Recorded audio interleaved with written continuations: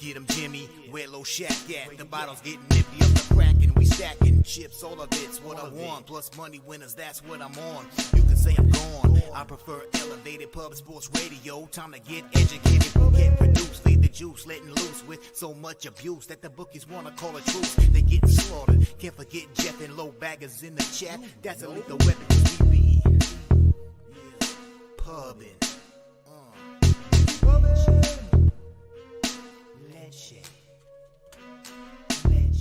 What up, cappers, gamblers, punters, hustlers, low baggers? Happy Wednesday, January 11th to all of you. Thank you for watching Betting with the Bag right here on Pub Sports Radio.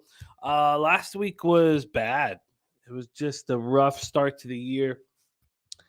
I had closed 2022 strong, and it was a big slap in the face. I swept the board in NFL Saturday, Sunday. It was just 3 wins, but that got me feeling a little better. But God, especially NHL, I was on a really nice run, and I really felt like I let people down last week. So I'm angry, and I just have to do better. We just have to do better. Shout out to all the cappers joining us. Man, the chat's fucking running nice. I'm sort of the weak link right now, and I need to fix that, and I will fix that. There's our guy Fat Wally in the house. Has been up since 4 a.m. Playing Hong Kong racing. Ended up $141. Nice job, Wally, my guy. Viper and B in the house. There's Rocco Rogers, Justin McElvey, Nunya, Jay Peasy, Mike M, J Dub, Danny Lopez, Christopher Clementini, the Nuke Worker, Alex Hills, Series Business. What a great group. Great to see all of you guys. There's North Anderson, smoked NBA last night. Let's get into it today. Nunya hit that Florida money line, Temple money line, Auburn money line, 150 for 578. Nice job, Nunya. Slatsy grabbed the Oilers Ducks over 6.5 last night, minus 120. I was staring at that. It was minus 125 when I was looking at it last night. I was staring at that. It makes a ton of sense. We'll break that game down together. The only move I've made is on the Kings game. I've moved on the Kings -1 and the under 6.5. I mean, I know that San Jose's played in some high-scoring games, and the Kings, we just watched them beat the Oilers 6-3. But a year ago, this would have been a 5.5 between these two teams. So I don't agree. Sure, overs are cashing at a higher rate than in the past, but it just doesn't make sense to me that it would be that at that number. D. Jenkins ready to go, liking that overlook. Rocco Rogers, winner's circle. Vincent Ramirez, great to see all you guys. RVD, Jay Stone. All right, and Jay Stone saying we got to adapt this season. Puck line and overs are banging. First period is sketchy, and no goals are off. North Ender says, I think every first period went over yesterday. And there's our guy, Dan Kelly. Rocco says that I told Pete the Canucks-Pens game was going to be a boxing match. Yeah, God, what a mess the Canucks are. You go up 3-0 in the first 7 minutes, and it's absolutely awful. Rocco did jump on the Kings regulation minus 125. There's Kadesh, Markel. Great to see all you guys. We're going to start with NHL. A quick 4-game card will be done in 19 minutes from now. And at 11:25 Eastern, 8:25 Pacific, we will be joined by Daryl Rice. It's Darryl. Then, and just an 8-game NBA card. Bit of a reprieve for our man, Derl, who usually is facing 12 and 13 games on a Wednesday. So 8 games there. Then we go into NCAA basketball. We have 10 games that we are hammering in NCAA basketball. Yes, Slatsy. It was I just focusing on 5 sides. I did poorly this year. Very irritating. The worst was week 17. The 0-5 was just that punched me right in the gut. And totals have been my go-to this year in NFL. But no excuse for me not to be better. Shout out to Peter Loshak. Our final Cappers contest show is tomorrow. We are going to be giving out we're going to be toasting the victors, and you get paid right after the show. The cash will be coming in right after the show. So join us for our Cappers contest show tomorrow. Might not be very long. It will be very fun. Jose and I will be hosting. And then don't forget, we are doing an NFL playoff edition Pub Hub. It's our first ever Pub Hub in the playoffs. We've never done this, but it was a hot year. The Cappers were running really nice. It was an incredible overall record from the group, and we think it helps. So Saturday, 2:30 p.m. Saturday, 2:30 p.m. Eastern, 2 hours before kickoff in Seahawks-Niners. D. Jenkins says, what up with the Canes? They're giving up hella goals in this losing streak. Yeah, their goaltending looks very weak right now. It's funny how things can change. You go on an 11-game winning streak. You got everything going for you. You get patches back, and then you fall apart defensively. It's there's a lot of parity in the NHL this season. There's Paco Healy ready to go. Sweaty Butcher. Great to see all of you guys. Let's get to work. We start in NHL, and last week was fucking atrocious. There's no excuse for what happened with me last week. I was confident coming in. I'd won 16 of my last 21, and I couldn't get anything. I couldn't make anything happen last week. So record back in a bit of a struggle out of nowhere after I was looking nice. So let's get to work and let's get that cash. We start at 7 p.m. Eastern. Washington Capitals 23-14-6, 10-8-3 on the road. At Philadelphia Flyers 16-18-7, 8-10-1 at home at Wells Fargo Center in Philadelphia, Pennsylvania. I've got Carter versus Hart. Let me know if that's what you guys have. Kemper 12-9-4, 2.45 goals against average, 920 save percentage, 4 shutouts. Carter Hart 11-12-6, 2.97 goals against average, 908 save percentage, no shutouts. Washington 7-1-2 over their past 10. I made a switch. I decided last night to take a page out of Gokster's book. I'm only going to be giving out power play and penalty killing of the last 10 games. So now we'll give the full record off the top, and then here I'll give the past 10 game record, and I'll give the special teams over the last 10 games. Washington playing very well. 7-1-2, 23.1% power play, 85.2% penalty killing. Their power play hasn't dropped off with the injury to John Carlson. Carlson and Hagelin remain out of the lineup. Philadelphia 6-4-0, 14.3% power play, 77.8% penalty killing. They're coming off their 5th win in 6 games. 4-0 Buffalo on Monday night. I came close to betting them. Last night. I came close again this morning. I did not pull the trigger, and I'm okay not pulling the trigger. But they're playing good, and I don't know how they are doing it. I put up their line combinations. I'm like, what are they doing right now differently? I know that Torts sat Kevin Hayes, their lone all-star, to further anger the veterans in the room. Morgan Frost now playing on the top line with Tippett and JVR. Farabee, Noah Cates, and Travis Konechny. Konechny's been solid for them all season. Scott Loughton, Wade Allison, Kevin Hayes on the third line. You don't even have Kevin Hayes playing center right now. You split up Provorov and D'Angelo. I know D'Angelo is not going to fit in well with Torts. So there's razor sharp picks in the house. Hart is confirmed. Danny Lopez looking at caps and regulation. There are 2 teams on this card that at this price, I just don't find any value fading them. One is the Flyers and one is the Predators. So if you want the Capitals, by all means, bet them. They're coming off their 2nd win in 3 games, 1-0 home over Columbus on Sunday. If you look at who they played the last 5 games, it's pretty weak competition that they've faced. Are the Flyers another piece of that weak competition? I mean, the fact that the Flyers are 16-18-7 surprises me. I thought they'd be worse. And when they lost like 19 to 23 games, I looked like I was right. There's no getting around it. They're playing good hockey right now. And I do not want the Capitals here. I just don't see any.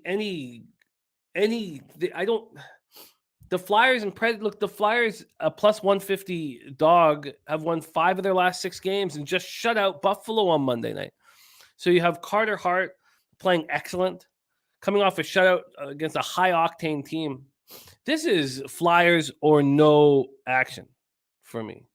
Flyers or no action, and it's going to be no action. All right.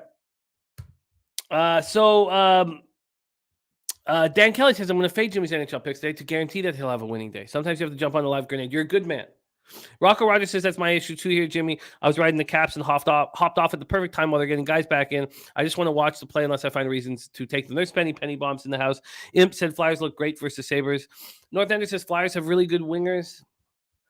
Look, Konechny's a hell of a player, and they got some young talent, but I don't know if I'd go that far.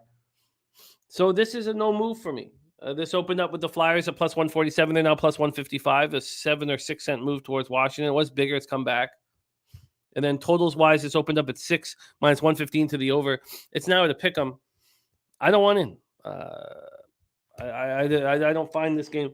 Unless I can confidently take the Flyers, which I can't, I don't want in. Let's move on. 7:30 p.m. Eastern is next up. Nashville Predators. And look at that, Mike, I'm looking at Konechny anytime goal. I get it. Predators 19-14-6, 10-8-3 on the road. They're a very Jekyll and Hyde team, playing very well right now, coming in off their 4 straight win, 3-0 at Ottawa on Monday. UC Saros going up against Ilya Samsonov. Saros 15-10-5, 2.67 goals against average, 921 save percentage, 1 shutout. Samsonov 12-3-1, 2.29 goals against average, 916 save percentage, 2 shutouts. He's the goalie for this Leafs team, I believe, going forward. Nashville 7-1-2 over their past 10. Roman Josi is stepping up in a big way. 27.6% power play over the last 10 games. 88.6% penalty killing. They've been better than the Leafs over the last 10 games. Leafs penalty killing at 76.7%. Toronto comes in off their 2nd straight win, 6-2 at Philadelphia on Monday. Spenny's on Nashville. I get it. For me, I can't fade the Predators. So with these 2 games, it's your call. Do you want the Flyers and the Predators, or do you just want to stay off? Imp 13 looking at the over 6. You know, Saros can stand on his head sometimes. And that's what's been happening. Nashville's playing good defense. They're playing good road hockey right now. So I don't any 6 in a Leafs game, I can understand why anybody would want to go over this total. Ayo liking the under. D Jenkins on both teams to score first period. Nothing for me. Nothing for me. I do have 2 bets on the final game. Let's talk about the Oilers. 21-18-3, 11-7-1 on the road at the Anaheim Ducks. 12-25-4, 8-11-1 at home at Honda Center in Anaheim, California. Jack Campbell, 9-8-1, 3.68 goals against average, 877 save percentage. And Stuart Skinner out for personal reasons right now. So it's a big deal for Campbell to – he has an opportunity here. He's been terrible all season long, and he has an opportunity to step up. Johnny Gibson, 7-17-3, 3.94 goals against average, 898 save percentage, 1 shutout. Edmonton, 4-4-2 over their past 10, playing at the pace, 27.8% power play. But their penalty killing is struggling, 71.9%. Anaheim, 4-5-1, 15.6% power play, 83.8% penalty killing. I expect Ramos says Skinner's wife is having a baby. That's why he's not there. Thanks for letting us know. Ryan Murray remains out. The Ducks had their modest 2-game winning streak snapped in a 7-1 loss at home to the Bruins. Zegras is day-to-day with an illness. I need him in the lineup. Look, I think that the Anaheim Ducks are going to give us a ton of value to back them at home. Oh, that's nice to know, Rem. Thank you for that. I think they're going to give us a ton of value. They're 8-11-1 at home. If you had bet them on the money line on every home game, you'd be up money right now. And I think they're going to give us value here. But I need Zegras. And I need him to play better. He's got to step up, not sulk on a losing hockey team. So take a look at the line history and situation here for this one. We didn't talk about line history in the Toronto game. This opened up with Toronto minus 201. There's been a 21-cent move towards Nashville. From a total perspective, it opened up at 6.5 and has dropped to 6. That's the Toronto game. For this one here in Edmonton, Anaheim, let's move over here. We have Anaheim opening up at plus 190. They're now plus 219. There's been like a 30-cent move to the Oilers. Is that telling us Zegras is still sick?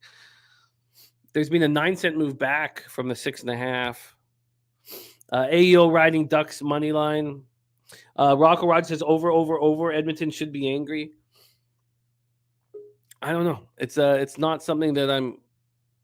Let's go to a spot I am comfortable moving on. I like the Kings. I think they're a good hockey team. And what's holding them back and why are we getting 6.5? Is because their goaltending's being so bad. Johnny Quick, 8-9-4, 3.40 goals against average, 884 save percentage, 1 shutout. Cal Peterson was let go. He had every opportunity to take the job away from Johnny Quick. Reimer, bad on the other side, 7-12 and 3, 3.22 goals against average, 895 save percentage, 1 shutout. San Jose 3-5-2 over their past 5, 16.7% power play, 85.7% penalty killing. One of the things that you like in an under 6.5 is that both teams have strong penalty killing over the last little bit, and they do. And the Sharks have had great penalty killing all year long. That's going to help because the Kings, who are running nice 7-2-1, are hitting at 30.3% on the power play over the last 10 games. So Sharks on the second half of a back-to-back too. So, they're going to be tired legs late. They beat Arizona 4-2 in Phoenix last night. They're playing without Semek and Nudavera, 2 defensemen. And the Kings coming off their second straight win, 6-3 at home over Edmonton last night. The Kings are a good hockey team. They're a good hockey team, a hockey team that I believe in. I think that this -1 at this number was very nice. I got -200 and plus 120. Let's see what it is right now here. Move over here and see. We have the money line's right at -200. It hasn't really moved. This total sitting at 6.5 hasn't moved either. Dad Fences Copley seems very good. Copley getting a chance to be the number one. Anybody who Penny Bomb's also on the Kings -1. I'd prefer that than the -1.5. So yeah, so those are I'm going to have 2 bets on today's card in NHL. Just 2 bets of the 4 games. San Jose, LA Kings under 6.5. And Kings -1 at -136. That is the plan. That is the plan, and it's keeping things pretty simple. There's Rodney Barton in the house. He is on the over in Oilers Ducks tonight. D Jenkins liking the under here at 6.5. I was very surprised this wasn't a 6. I thought at the worst it'd be -120 to the over at 6 and even money on the under 6. And when I saw the 6.5, I was like, well, I think that's wrong, personally. Justin McElvey moving on Kings in regulation and the Predators at +160. That is the NHL card for you guys. And, I put a bunch of pressure on myself to get right in NHL. And then I did get right. And then, I don't know, you get cocky, you get lazy. I don't know what it was that gave me such an awful week last week across, all sports, but especially NHL. So, things are going to change. Things are going to change starting today. Now I have to wait till 10 p.m. to watch this shit, but it will change starting today. Let's move on to NBA, and we have just the man for the job. He's running very nice of late. I've almost finished all of his records. They're not quite done yet with NBA. Everything else is done, but NBA is not. So his record's still working on, unfortunately, because he's looking really nice. He's running well here, just like he did last year. He had a slow start to the year, and he's come on very hot. Please welcome from Los Angeles, California, Daryl Rice in the house. Dude, what's happening? Yo, what's good, man? What is good? Happy Wednesday. Happy hump day, man. Good to be back. Good to be back, man. You gave me that intro, man, but I've been just like dog shit these last 2 days. Terrible. Well, actually put a parlay together that saved my life yesterday, but just absolutely fucking terrible. So I'm hoping to get back on the right track, man. Can't complain too much because, like I always say, any day on this side of the grass, Jimmy, is a good day. It's a good fucking day. It's a good day. Also, we have an 8-game card. Which is a little nicer. It's a little nicer. It's a little nicer. I was looking, kind of trying to dig deep, and these are some of these things to where I've only made one official play. I don't want to overthink it. And I felt like, you ever have that issue, Jimmy, to where when you start losing a little bit, you really start overthinking things. In some cases, you make it a little more difficult than what it needs to be. And this is one of these things to where I feel like, okay, just calm down, Daryl. Don't have to overthink the shit. Just keep your capping going. My issue is a little different. There's people who think who would all say, think long, think wrong. Yep, that's a domino terminology, man. That's what you say when he's playing Bones. Think long, think wrong. Well, I've never felt that with my own capping. I've never found overthinking it or spending too much time on it I've always found it beneficial. When I'm losing, I don't trust in fire. That's my problem. I don't see a spot where I'm like, when I'm running nice, I know attack. I attack it and it cashes. When I'm struggling, it doesn't work like that. We're getting a little bit of echo right now. Let me see if we can. Okay, let me see. Is that me? Yeah, I believe so. So let's see if we can It's gone now. So we're in back. It's back. Oh, we have an echo. God damn it. Okay, give me 1 second. No worries. No worries. Let me turn. Sounding better. Okay, what about that? Check. Yeah, we have a little bit of an echo. Oh wait. Yeah, just a tiny bit of an echo here. Okay, give me. Says Darryl, I'm taking your word to the bank. I like it. Yes, it's me that is echoing, but it's not because of my audio. Sorry, that's what I meant to say. It is me echoing, but it's not because of my audio. Let's get to work. Let me set the first table here. Is it you echoing or me? I am echoing, but now I am not. Now it sounds better. Beautiful. Okay, we're in business. Okay. We are in business. Let's get to work here. 7 p.m. Eastern, Minnesota Timberwolves, 20-21, 8-12 on the road. At Detroit Pistons, 11-33, 5-14 at home. And there is the echo again. You know what? Maybe I'll while we're figuring this out, I'm gonna mute you here. There we go. While we're figuring this out here, Jose will mention stuff in the private chat that I imagine will help. Okay, let's get to work here. Timberwolves 20-21, 8-12 on the road. At Detroit Pistons 11-33, 5-14 at home. We're at Little Caesars Arena in Detroit, Michigan. Minnesota 4-1 over their past 5. They've won 4 straight, but over their past 5, playing at a pace at 99 possessions a game. Detroit 1-4, playing at a pace at 105.2 possessions a game. A very, very fast pace for a Pistons team that's just bereft with injuries. It's a very questionable. I mean, I've never thought that Dwayne Casey was the kind of guy who wants to run and gun, especially with a team that's completely hurt. So it's crazy that they're playing at such a fast pace. Let's start with the line history, and then we'll go into the cash flow. Detroit opening up at +6.5. They're now at +7. And when we go over to the cash here, we have these Pistons 3,244 tickets in. 51% of the tickets are on the Pistons, but just 33% of the cash. So it does seem like there's sharp money on the Timberwolves. Bigger bets on the Timberwolves, and the line moving a half point towards the Timberwolves. 31% of tickets are on the under, but 78% of cash. That's interesting. Let's move over to that total. Opening up at 230 and not moving off the 230. It did drop to 229 for a little bit, but now it's just sitting here at 230. Timberwolves coming off their 4th straight win, 104-96 at Houston on Sunday.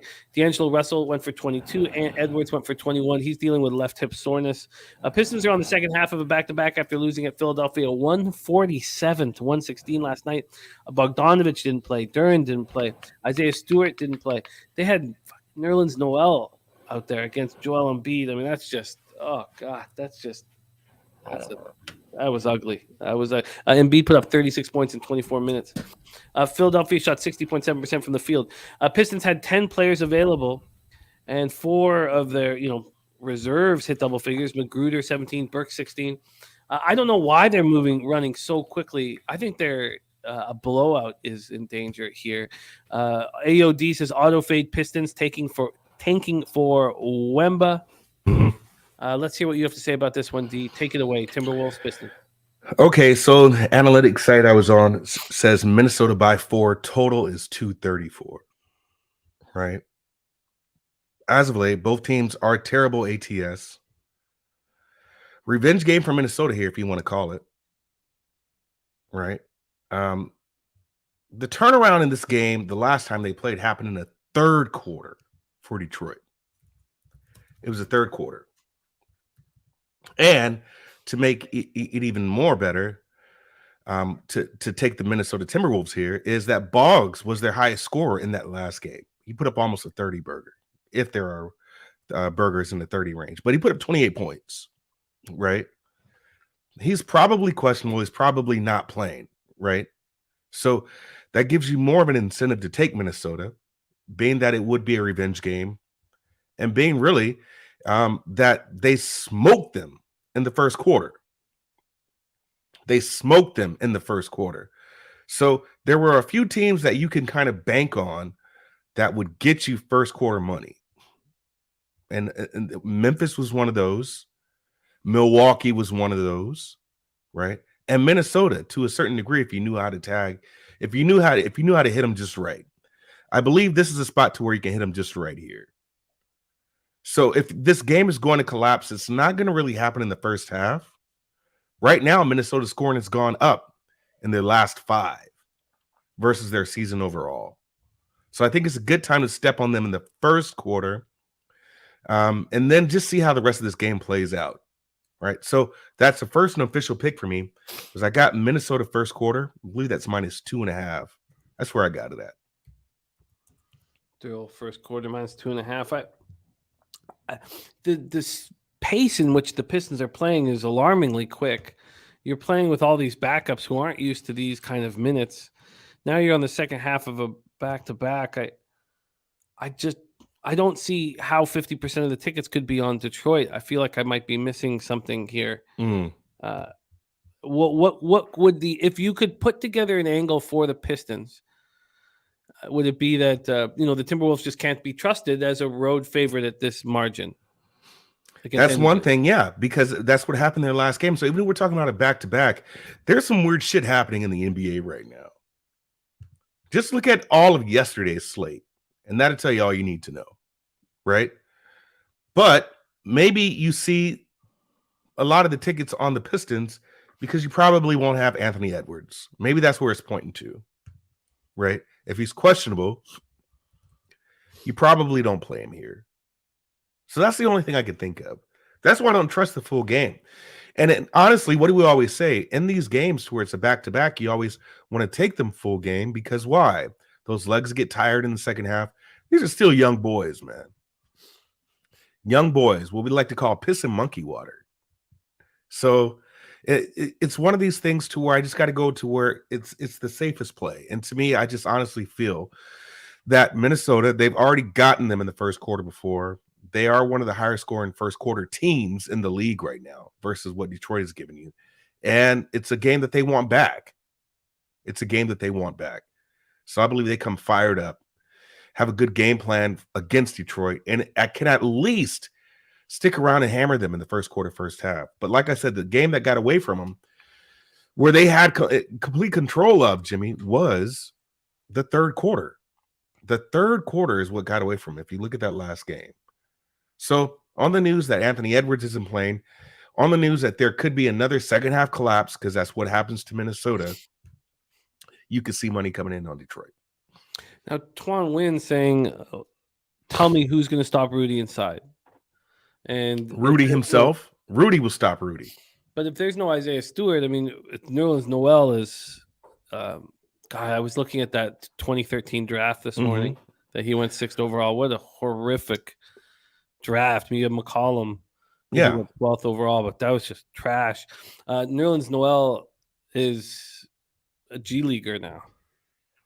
I don't even think he can play at this level. Why wouldn't I know that none of us like Rudy Gobert. Don't there's no Rudy Gobert fans here, but shouldn't he just stomp on Nerlens Noel? He should. And for the record, right, this is why Detroit got smacked around by Philly. Because if you get all you need really is a decent big at this point, right? But Joel Embiid just came out and just smacked him. You're not going to get any boards, right? You're not going to get any second chance points. That's why you got to push the game and hope that you can get these guys to make mistakes off their transition defense, right? So, in my opinion, of course, this is going to be an easier game because you're not facing a big juggernaut, probably the best big in the league up there with Jokic and Joel Embiid, right? But that's another reason why this line is the way it is as well. So yeah, I think that I wouldn't knock you off of betting the full game, because they're not going to have any rebound advantage. They're not going to have any second chance. You miss a board or you miss a shot, Rudy could clean up the boards all day, right? But what did we say a week ago about these guys playing when you could just play balls out and play freely, right? So don't underestimate these guys that are playing in the G League trying to make an impression. But at the same token, I'm talking on both sides of my mouth here. The thing is Minnesota should get these boys, smack them up real good. But I only trust the first quarter. Interesting. I'm not sure what to do with this spot right now. I imagine Ant. I feel like Ant's going to be ruled out. So then, if at that point, then we can take Minnesota. Maybe that drops to 6. Yeah. No, Stimmy OG college basketball is next. We're going to drop 10 games there next. Okay. Well, Daryl's on first quarter -2, -112 for the T-Wolves. And I need some more time on this one. Let's move on to the second game here on the board. 7 p.m. Eastern. Chicago Bulls 19-22, 8-13 on the road at the Washington Wizards. 17-24, 10-8 at home. We're at Capital One Arena in Washington D.C. Chicago 3-2 over their past 5, playing at a pace at 99.13 possessions a game. Washington 2-3, playing at a pace of 103.30 possessions a game. All right, so okay, let's move on to the line history here. For this one opened up with Chicago as 1-point favorites. They're 1-point dogs now. This move happened 6 minutes ago. So from a money line perspective, they were at -121. They opened at -109. They were at -121 13 minutes ago. There's been a 21-cent move to the Wizards in the last 13 minutes at Pinnacle. That's a big move, 21 cents. Let's take a look at, and so just to give you context from the Wizards side, they've gone from +110 to -110 in 13 minutes. Let's take a look at the total. Opened up at 230. It is now at 229. It got up to 231. That was the initial move, was towards the over. DC Capper's got 2 plays that he wants to chat to get them in now. Just got home from the casino. Got his action there early. Respect DC Capper. Let's take a look. And yes, Andrew G talking about the DeRozan injury being a key part of that. He's listed as day-to-day. He's not missed a game this year, but maybe that is the strained right quad is the reason that's happening here. Let's take a look at the cash flow here. 2,585 tickets in. 79% of the tickets, 76% of the cash on the Bulls. Then you have 58% of tickets, 68% of cash on the over. Washington playing at a fast pace right now, 103.3 possessions game. Chicago not playing that quick. Chicago had their 3-game winning streak snapped in a 107-99 loss at Boston on Monday. They had won 8 of their last 11. Levine went for 27, put up 15 in the fourth. Vooch went for 21 and 13. And DeRozan, as we talked, left halfway through the third quarter there with that strain right quad. The Wizards coming off their third straight loss, 132-112 at home to the Pelicans on Monday. Porzingis, 23 points, 10 boards.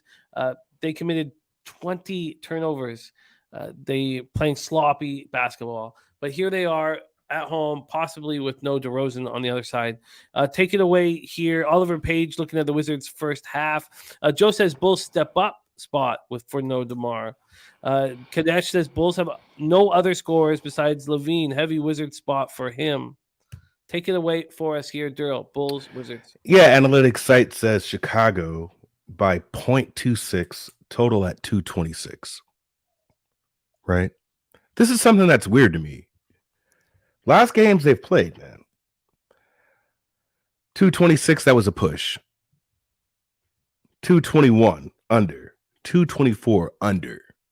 And now we get a 230. This is creeping down a little bit now.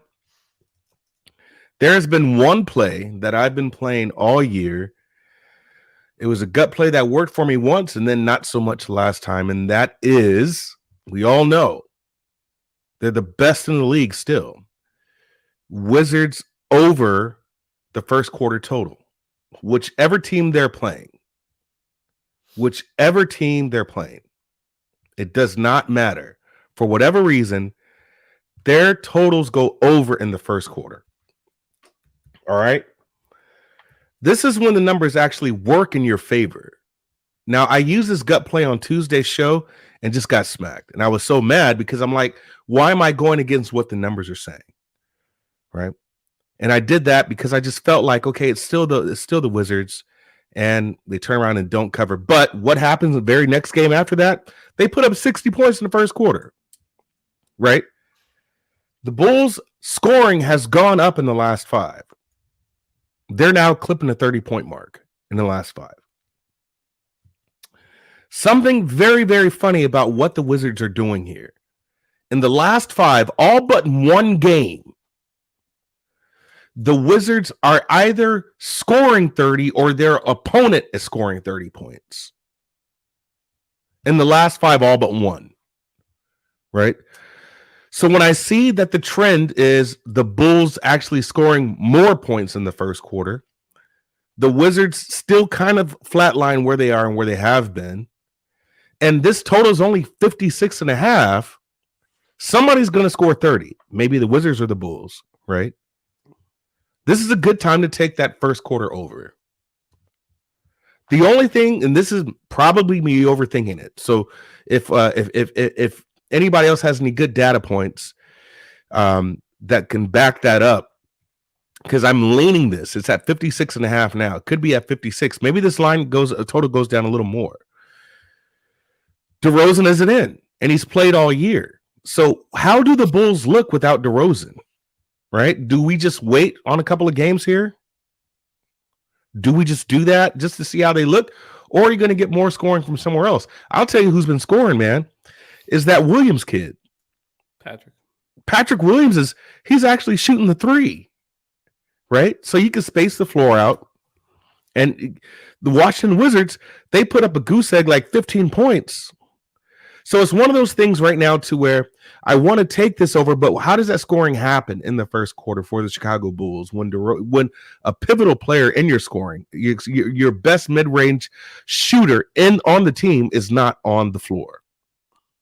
So for right now, it's a lean on the first quarter total over. It's only at 56.5. That's relatively short. You see these at 58, 59 all the time, and they're cashing because they're going to 60, 61 points. Yeah, I fear fading a team in their first game without their star. Mm-hmm. I'd much rather fade them on the second game without their star. So I'm not going to just move over to the Wizards because DeRozan is out here. Right. The Wizards have done nothing to instill any confidence in us. So, we'll revisit this total here, but the first quarter over for possible. And AOD, see, he's got those are the numbers I was looking at. 29-22 in the first quarter, and then 30-25 in the second game in the first quarter. Right? So I still want to get there, but I just think this one here, like another guy says, too early, man. Need more info here. So let's see what happens, but this is still a lean for me. Yeah. Let's hold off at this point.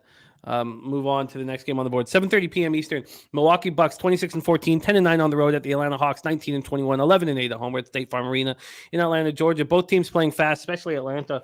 104.74 possessions a game over their past 5. Milwaukee 101.19. Take a look at the line history here for this one. We have the Bucks opening up at -1. They're now -2.5. From a total scenario, opened up at 232 all the way up to 236. Cash wise in this one, 17% of the tickets are on the Hawks, but 78% of the cash. This game has more bets than any other game on the board. 6,590 tickets in, but the market not concerned with the big bets coming in on Atlanta. The market keeps moving towards Milwaukee. 44% of tickets are on the under, and 87% of cash is on the under. It's gone up 4 points, so maybe some cappers believe that that's gone up too high. Milwaukee comes in off its third win in 4 games, 111-107 at the Knicks on Monday. Giannis has been going off, 3 games of at least 40 over his last 6, and he plays well against these Hawks in his career. Slow-Mo Joe coming off his best game since he got hurt, 17 points in 28 minutes and 5 threes. No Surge. He's out for personal reasons. And, of course, Middleton's been out for 12 straight games with right knee soreness. Atlanta comes in off its second win in 3 games, 112-108 at the Clippers on Sunday. A 4-game home winning streak against the Bucks. And Trae Young goes off against the Bucks. And he's scoring right now, but there will be no Clint Capella in the lineup with right calf soreness.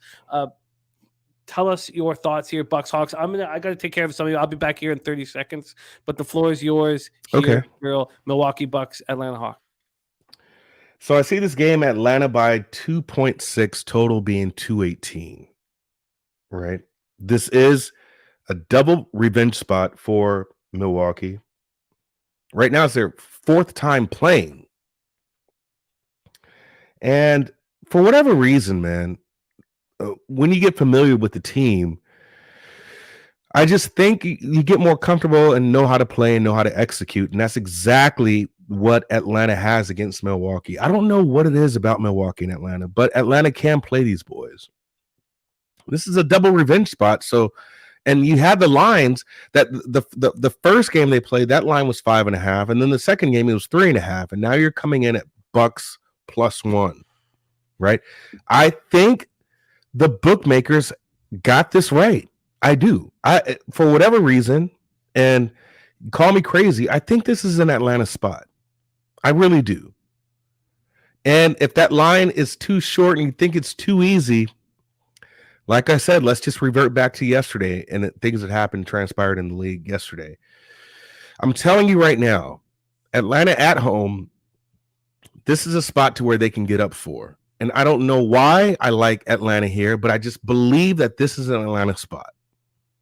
And you have the sharps on them as well. That number, to me, should be Atlanta -2. But you will never get Atlanta favored against the Bucks for the most part because they're not big. They're not good on the inside. And any team that has Giannis is going to probably always be favored. He's just that brother. So me, personally, I like Atlanta here. I don't think the bookmakers got this wrong. This number is moving the opposite way. And it's just one of these games to where Atlanta can figure out a way to win a game. Just not comfortable betting it, but I do lean Atlanta here. Yeah, if the books showed a sign of fear from the big bets being put on Atlanta, I would probably join you. But the reverse line movement is confusing. They're opening up their arms to Hawks money at this point.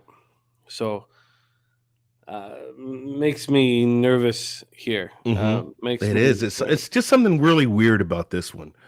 Because when you have Atlanta, who just lost to the Lakers and beat the Clippers, right? Why is that line coming in so short? Now, there's a bunch of theories, and for the most part, you have people who say the line is just the line. All the books want is equal action on both sides. That's all they want, right? But you still have to have a starting point.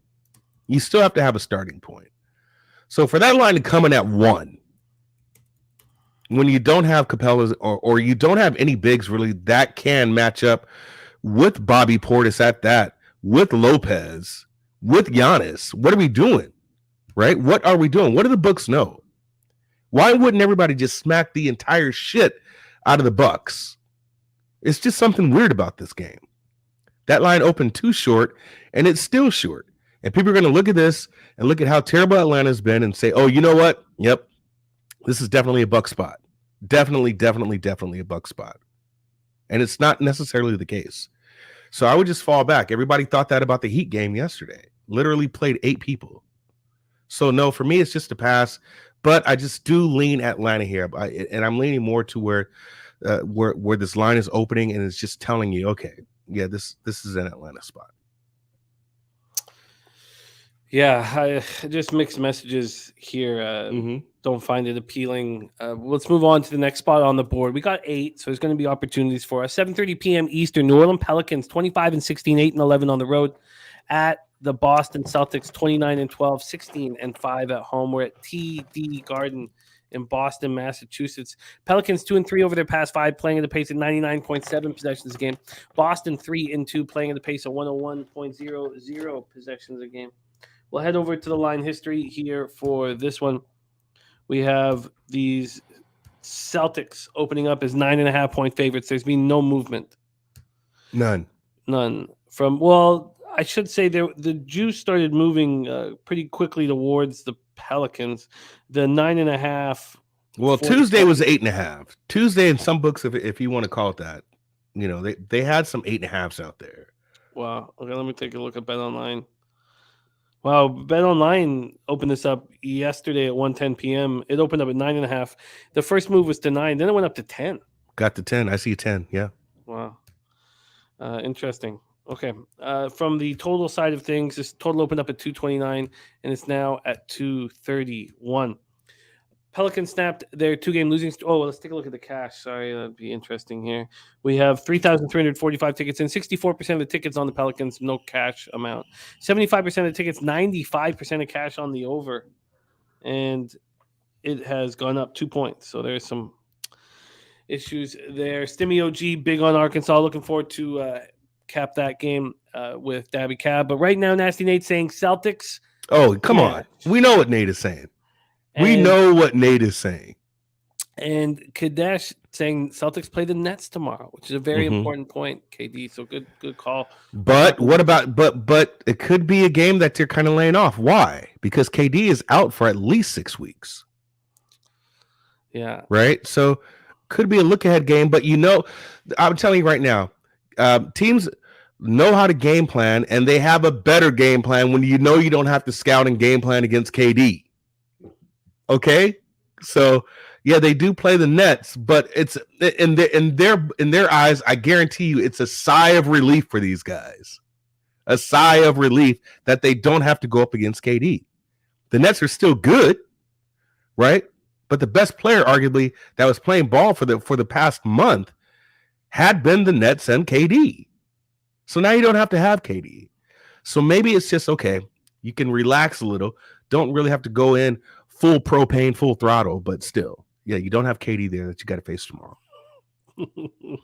Vibe says he'll be at the Nets game tomorrow, drunk and belligerent, heckling Ben Simmons for being a bum. Yeah.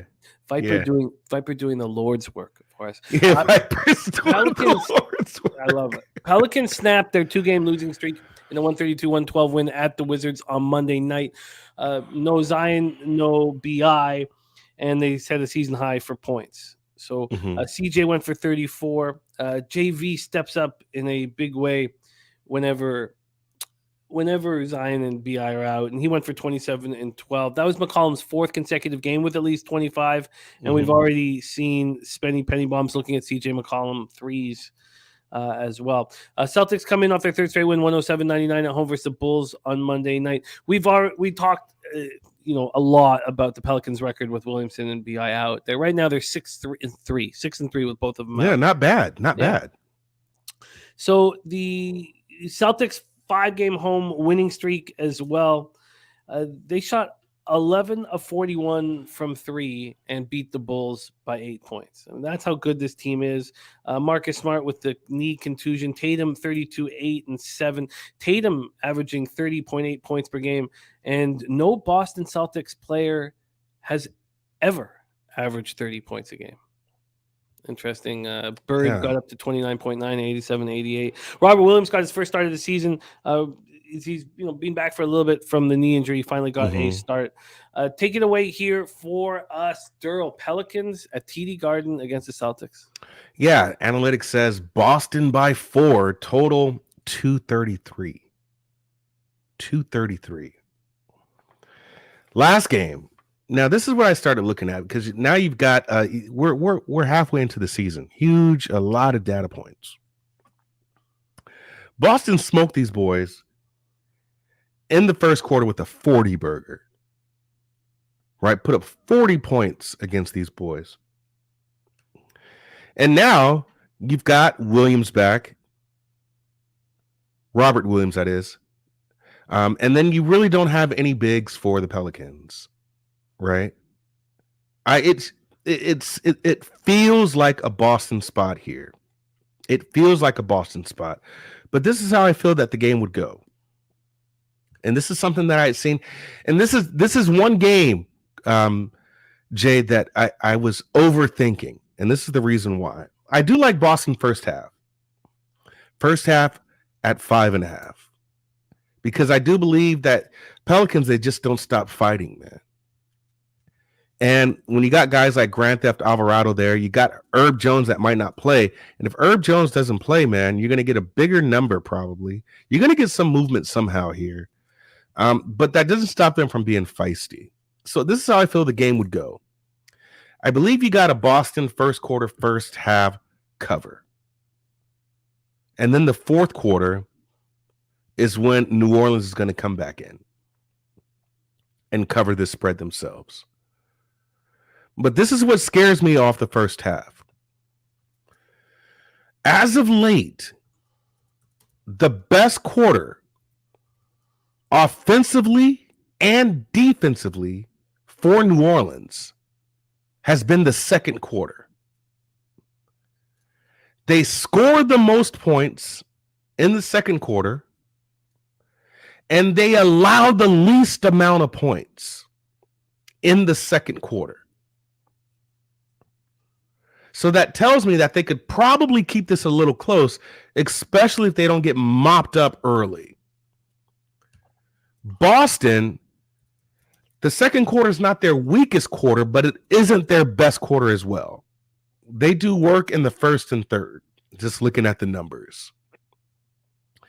So if I'm going to bank on this game, I'm hoping to see a repeat of what they did last game, and that is put up a whole shit ton of points in the first quarter, right?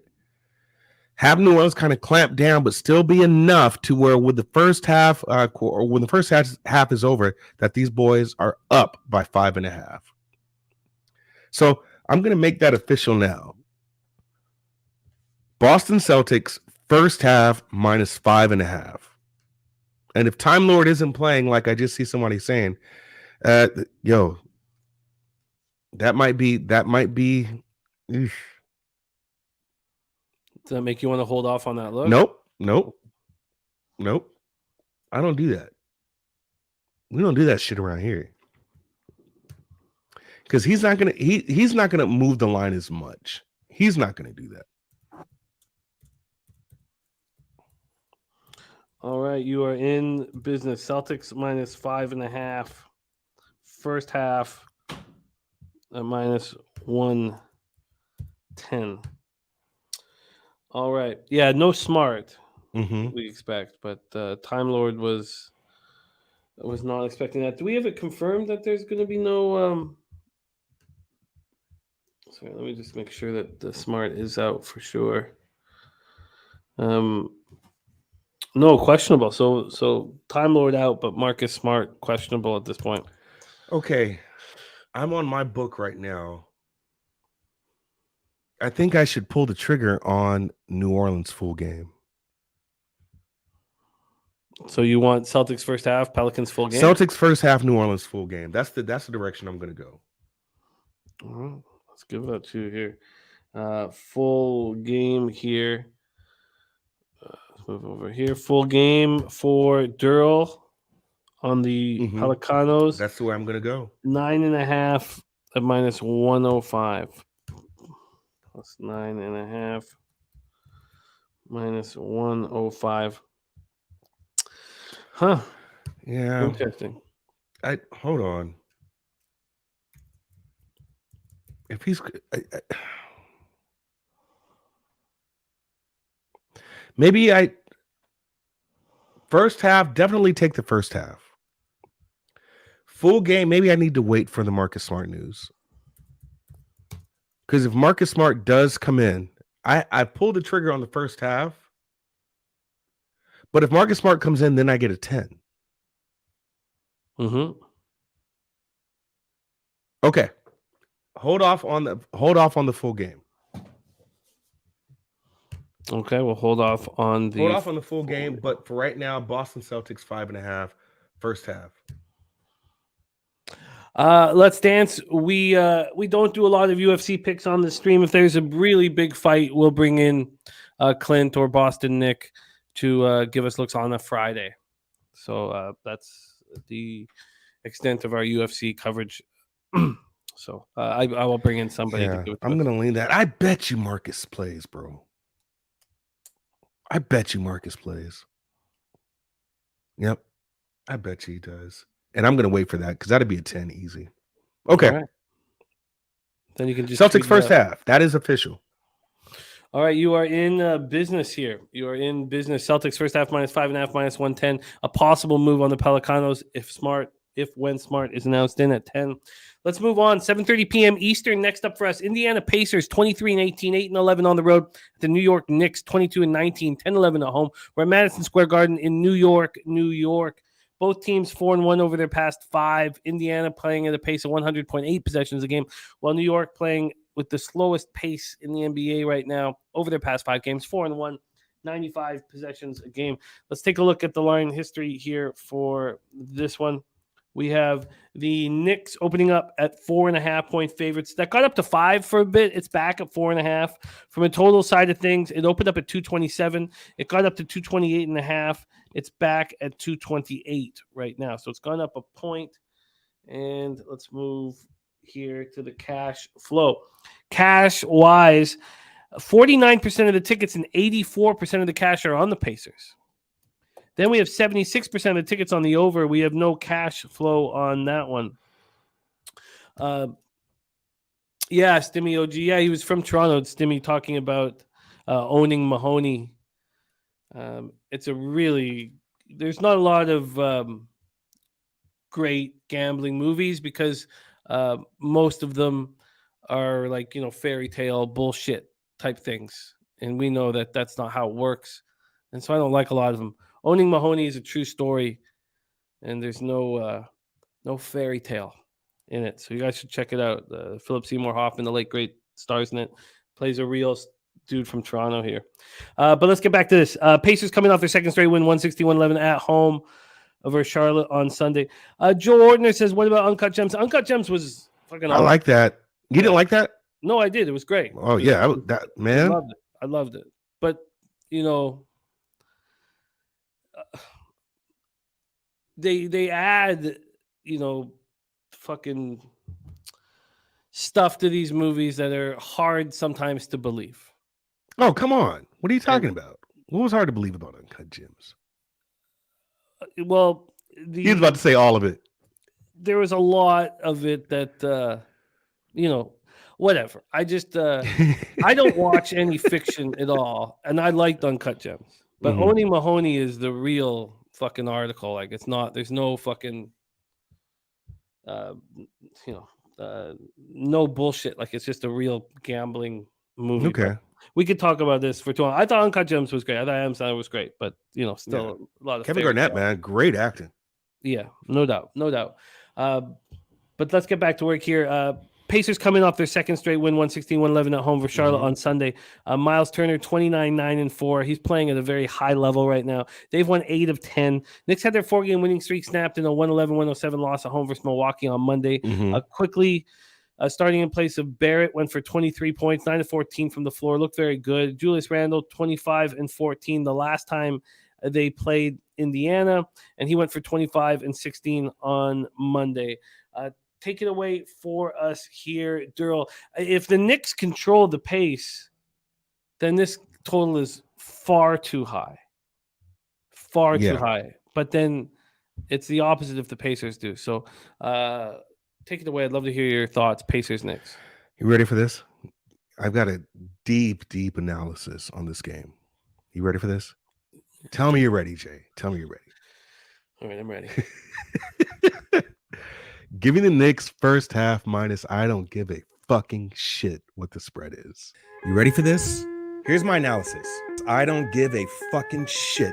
I don't give a fucking shit. So yeah, I don't give a fuck. I don't give a fuck. I don't give a fucking shit. I don't give a fucking shit what the spread is.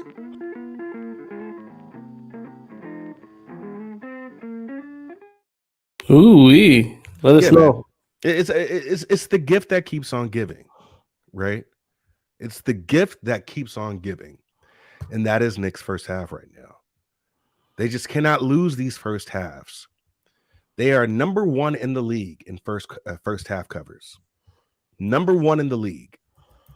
Just like Memphis is number 1 in the league in first quarter covers. And just like Washington Wizards is number 1 in the league in first quarter totals over, New York Knicks, hands down, are not losing first halves. They're not. Now, mind you, This is kind of up and down, and I feel like I talk about this way too much. So I'm like a broken record at this point. The Pacers are still sitting almost last in the league in first quarter scoring, right? Season average is 26. And then you see there be a little mixture of how they were running their first quarter. I believe at one point in time, you had the starters playing all 12 minutes of the first quarter. Now, that's kind of brandished off a little bit here. But when you're playing the Knicks at Madison Square Garden, you are losing in the first half. They did this to the Bucks and then tricked off the game, the rest of the game, right? That fourth quarter came down and that was over. Bucks get a win. But the Knicks will carry you and you will make money betting them first halves. Just look at the numbers. Right? That's all you need to know here. So if you see what they're doing for the season, they're the best in the league. And now you're playing a team who, yeah, you got pace here, right? But Tibbs has defensive schemes that can control that. And you still have a team who is one of the worst scoring teams in the league in the first quarter. So where the Pacers come alive is try to bounce back in the second quarter and then do some damage in the second half. But they are not one of your best first half scoring teams. And the Knicks, being that this line is so low, being that the Knicks are number one when it comes to covering first half spreads, you got to go there. You got to go to the well there. You're going to win more than you lose. So if you're just playing this bet all year, for the most part, you're making money. If you're just blindly playing this bet, you're making money, right? They cover that. Knicks cover that first half against Milwaukee. They covered that first half. Make sure I've got it right here. Against Toronto, against San Antonio, against Phoenix, and he didn't against Houston. So it's one of these things, man, to where I feel that you cannot let that money up. You know, if you're going to lose it, you're going to lose less times than you're going to win. So you're going to make your money back. Give me Knicks first half -2.5. I don't give a fucking shit what the spread is. You got it. And what the spread is. If that is the case, that the Knicks should control the pace in the first half, then I'm going to move on first quarter and first half under. So if the Pacers aren't scoring in the first quarter, I could focus solely on the first quarter under, but I'm going to move on both here. First quarter under, first half under.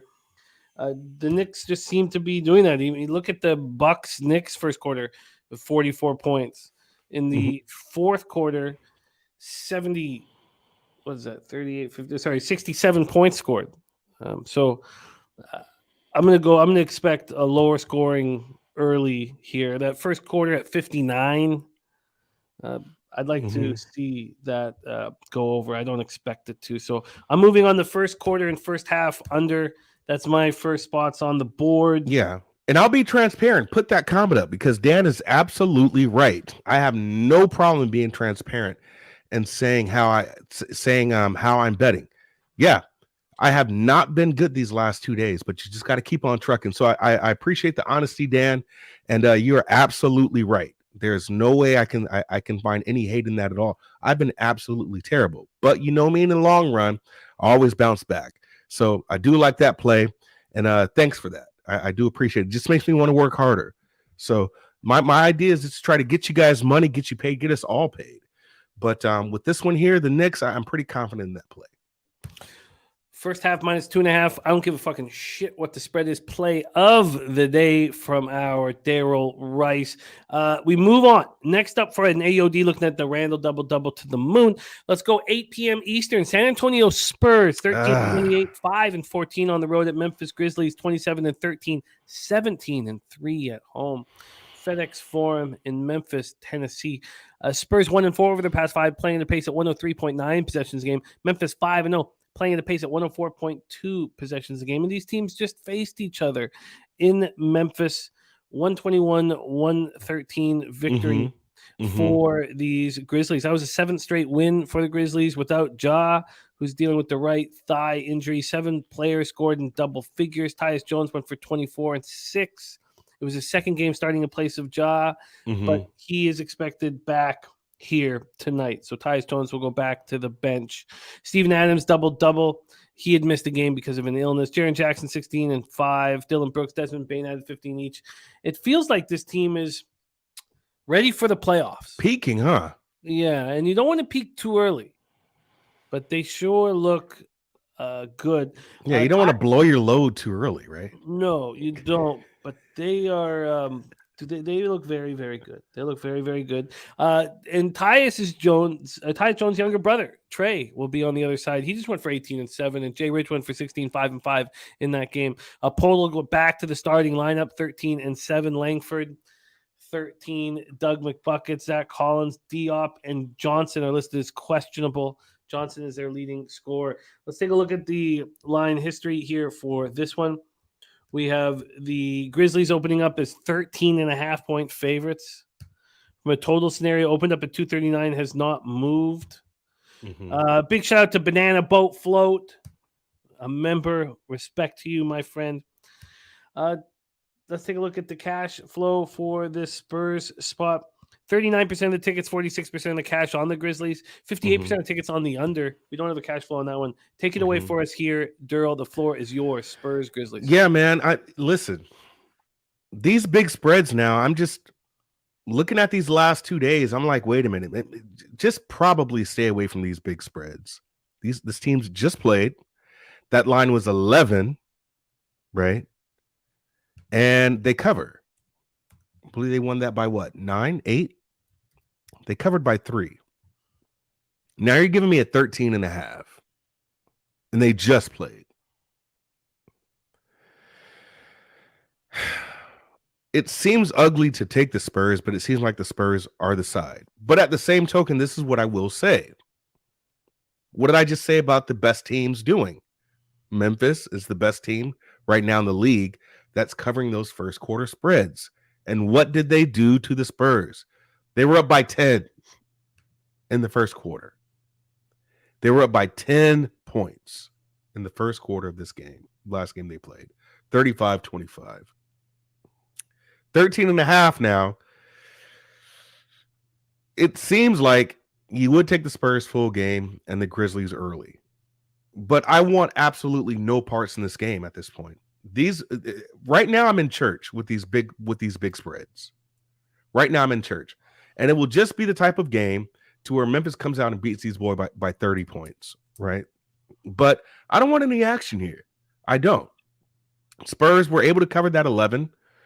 Even though they lost in the first quarter really bad, they were able to bounce back and kind of dig their way through, lose the game, but they did, they're pretty feisty here. So for this to come out at 13.5, I can't do it. I can't do it. I learned my lesson with these big spreads, and the Spurs aren't a team that I'm confident enough to back right now. So for right now, it's no play for me whatsoever. Yeah, I wish Ja had been out for longer. I would then probably expect the Spurs to look decent, or maybe the Grizzlies to not have that rhythm. But I'm hesitant to do that. They're both teams are playing at a very fast pace as well. We have a new capper in the chat, Baron Axicall, here for the first time. Welcome, my friend. Welcome, sir. Welcome. Spurs, Grizzlies. I can see why you're concerned here. I'm all concerned. Do you think that game here? Let me just pull something up. Do you think the fact that the Spurs had such trouble in the first quarter means that they might be a little sharper in this first quarter?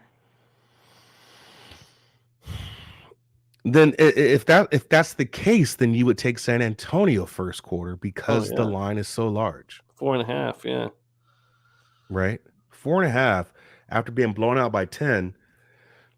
Yeah, it's too many moving parts here because Memphis is still best in the league right now in first quarter spreads. Okay, I won't mess with that. And we have a public dog. It's over the 60% threshold. 61% of tickets are on the Spurs. So yeah, see, maybe they just look at that spread as being too big now, and a lot of these large spreads aren't covering. The only large spread that covered, man, yesterday was Philly just smacking up Detroit. Yeah. And Nutflush, his auto bet is team totals against the Spurs, Mhm. and it's been working. Yeah, Okay. I took the Suns team total under yesterday, and you see what they did. Yeah. And I don't do a lot of team totals, but 238 is a lot of points. At 13, that means you got one. You've got Memphis at what, 225 probably, or 125. I'm sorry. Right now, what is their team total for this one? Mhm. Yeah, let me pull it up here at Pinnacle. See what their team total is. It is for the Grizzlies 125.5. Juice to the over heavy. Juiced. Wow. Okay. And Spenny says Spurs probably have a few guys out, and Vassal already out. Okay, let's move past this spot. Let's move on to the next spot on the board. Phoenix Suns 20-21. I guess they're 21-21 now, right? They won last night. 7-14 on the road. Denver Nuggets 27-13, 17-3 at home at Ball Arena in Denver, Colorado. Suns on the second half of a back-to-back after snapping their 6-game losing streak with a 125-113 win at Golden State last night. Without Ayton, without Booker, without Paul, without Campaign. Wow. And without Landry Shamet. So, they dug deep. Denver comes in off its third straight win, 122-109 at home versus LA on Monday. Jamal Murray goes for 34. That's a season high. Jokic, 16 assists. This team is rolling. Over their last 5, they're 4-1, playing at the pace of 99.10 possessions a game. And these guys are huge favorites here. Huge favorites. You have Denver opening up at -13. There's been no movement. From a total standpoint, opened up at 227, and now we see a 227.5. When we go over to the cash flow here, 1,825 tickets in, 37% of tickets, 57% of cash on the Suns to cover. 92% of tickets are on the over. We don't have a cash flow for the total. AOD looking at Denver first quarter. Take it away here for us, Darryl. Suns, Nuggets. So, do you know who is the highest first quarter scoring team?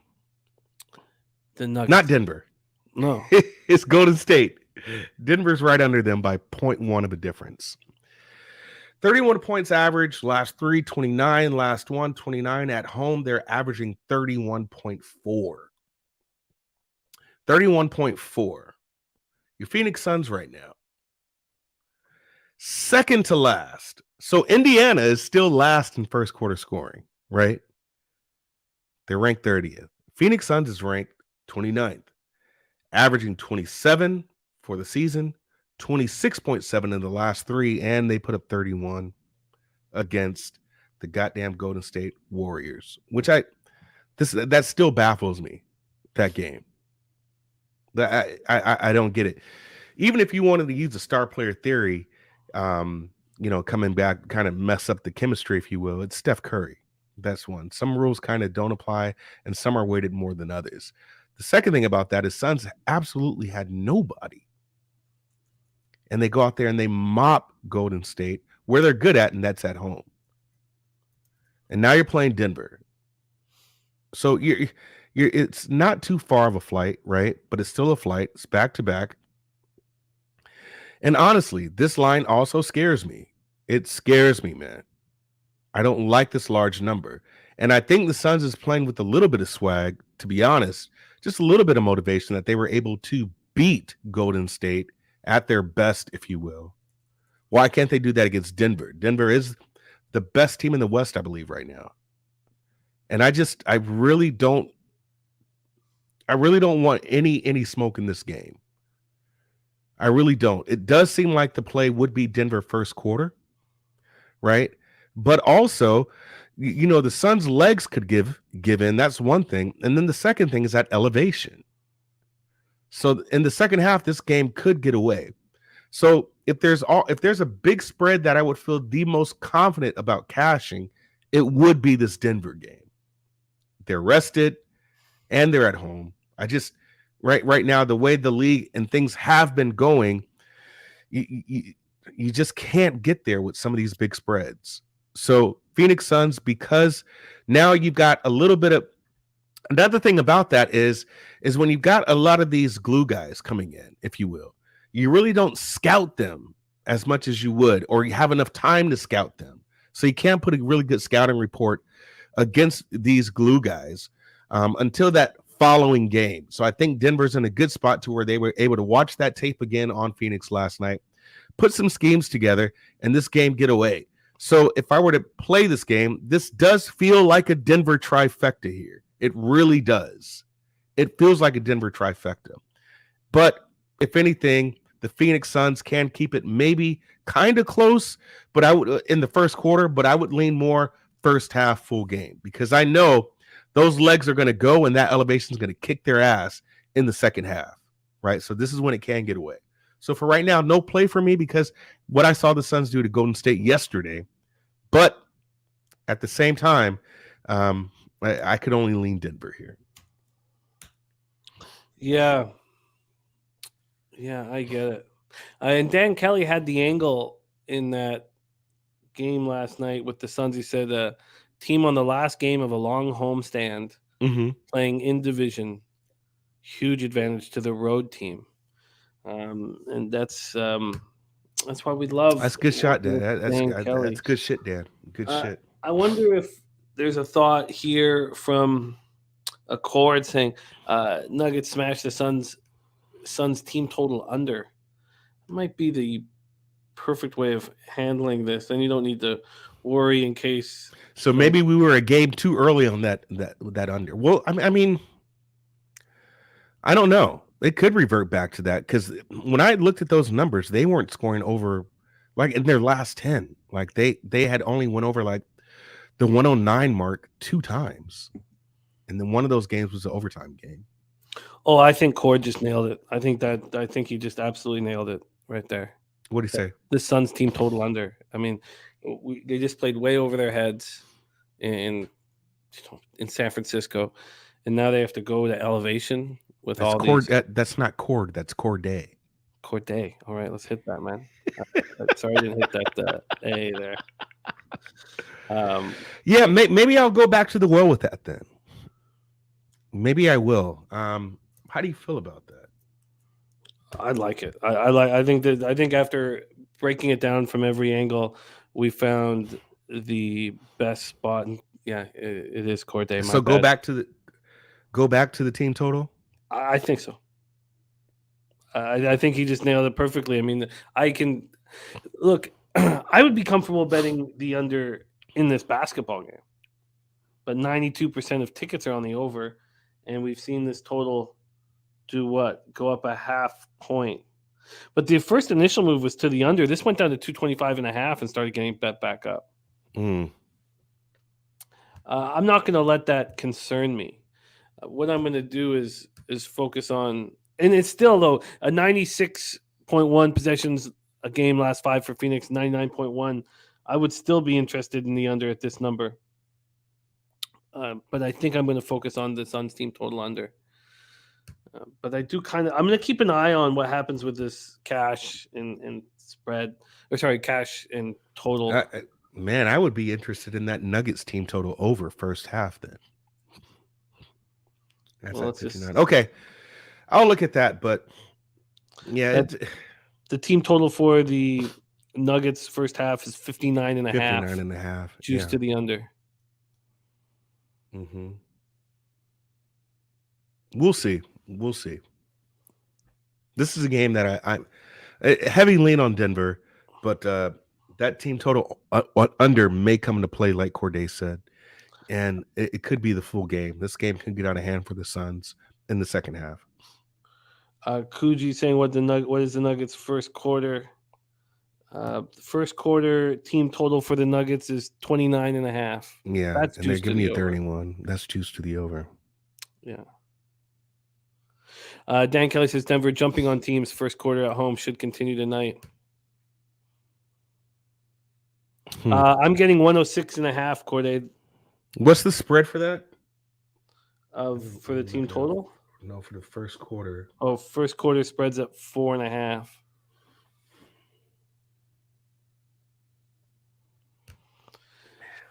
Okay, well, I'm comfortable with it. Is there anything you want to make official here before we get into our final? No. I the more I'm thinking about it, but I'm probably going to get to the full game. Okay.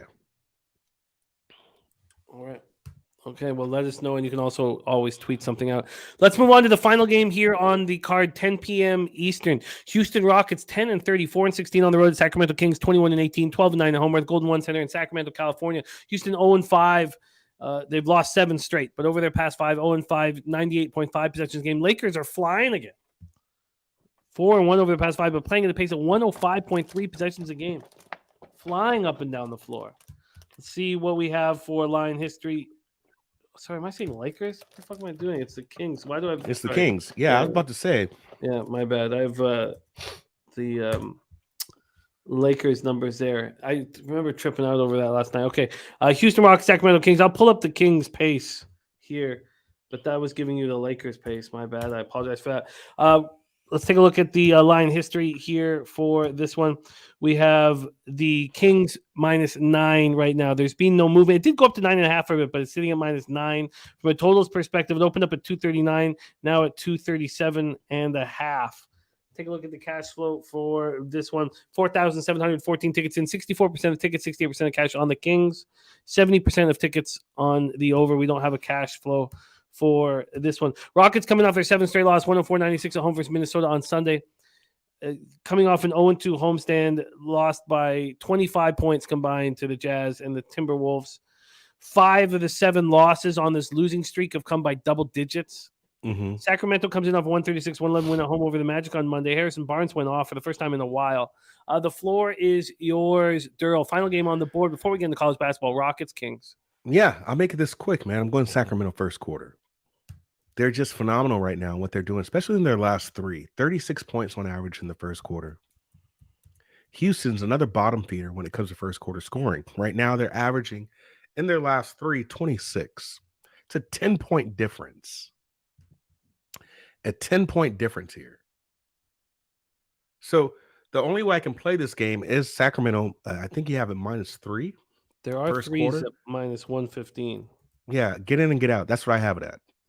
-3 at the 115. Mm-hmm. That's where I have it. I think that's an easy play. Right? Well, what they're doing right now is phenomenal. They beat Orlando, but they put up 41 points against them in the first quarter. Beat them by 10 in the first quarter. Right? They played LA. LA's a really good team, actually, in the first quarter, first half, as far as defense. Still beat them in the first quarter. It was 1 point. Didn't cover the spread, but they beat them first quarter. Atlanta, that was tied, right? But they put up 30 points. So if you got them putting up their average, especially against a team like LA who has really good defensive efficiency, I don't see how the Rockets are going to stop them, especially at home. Right. So I do like Sacramento Kings -3 at the -115. That's where I got it at. I think that's an easy play. First quarter, that's my play. That is official. I think it's an interesting look. I like it. Sacramento looks down and out. Yeah. Houston looks down and out, especially on the road right now. Yeah, Sacramento, I mean, they're up there. They're top 7, right? They are 7th in the league in first quarter scoring, right? So the teams that are in front of them, Golden State, Denver, Boston, Brooklyn, Minnesota, Memphis, all good teams. All good teams. Marquise Willis looking at a Nuggets money line in the second half, parlayed with the Knicks first half. Joe Yurkovich says Houston was +9.5 at Dallas. Are the Kings as good as Dallas? It seems as if at home I would have to. Yeah, I would think so at home. And I remember somebody saying that Dallas has kind of been. Dallas just lost to the Clippers yesterday, right?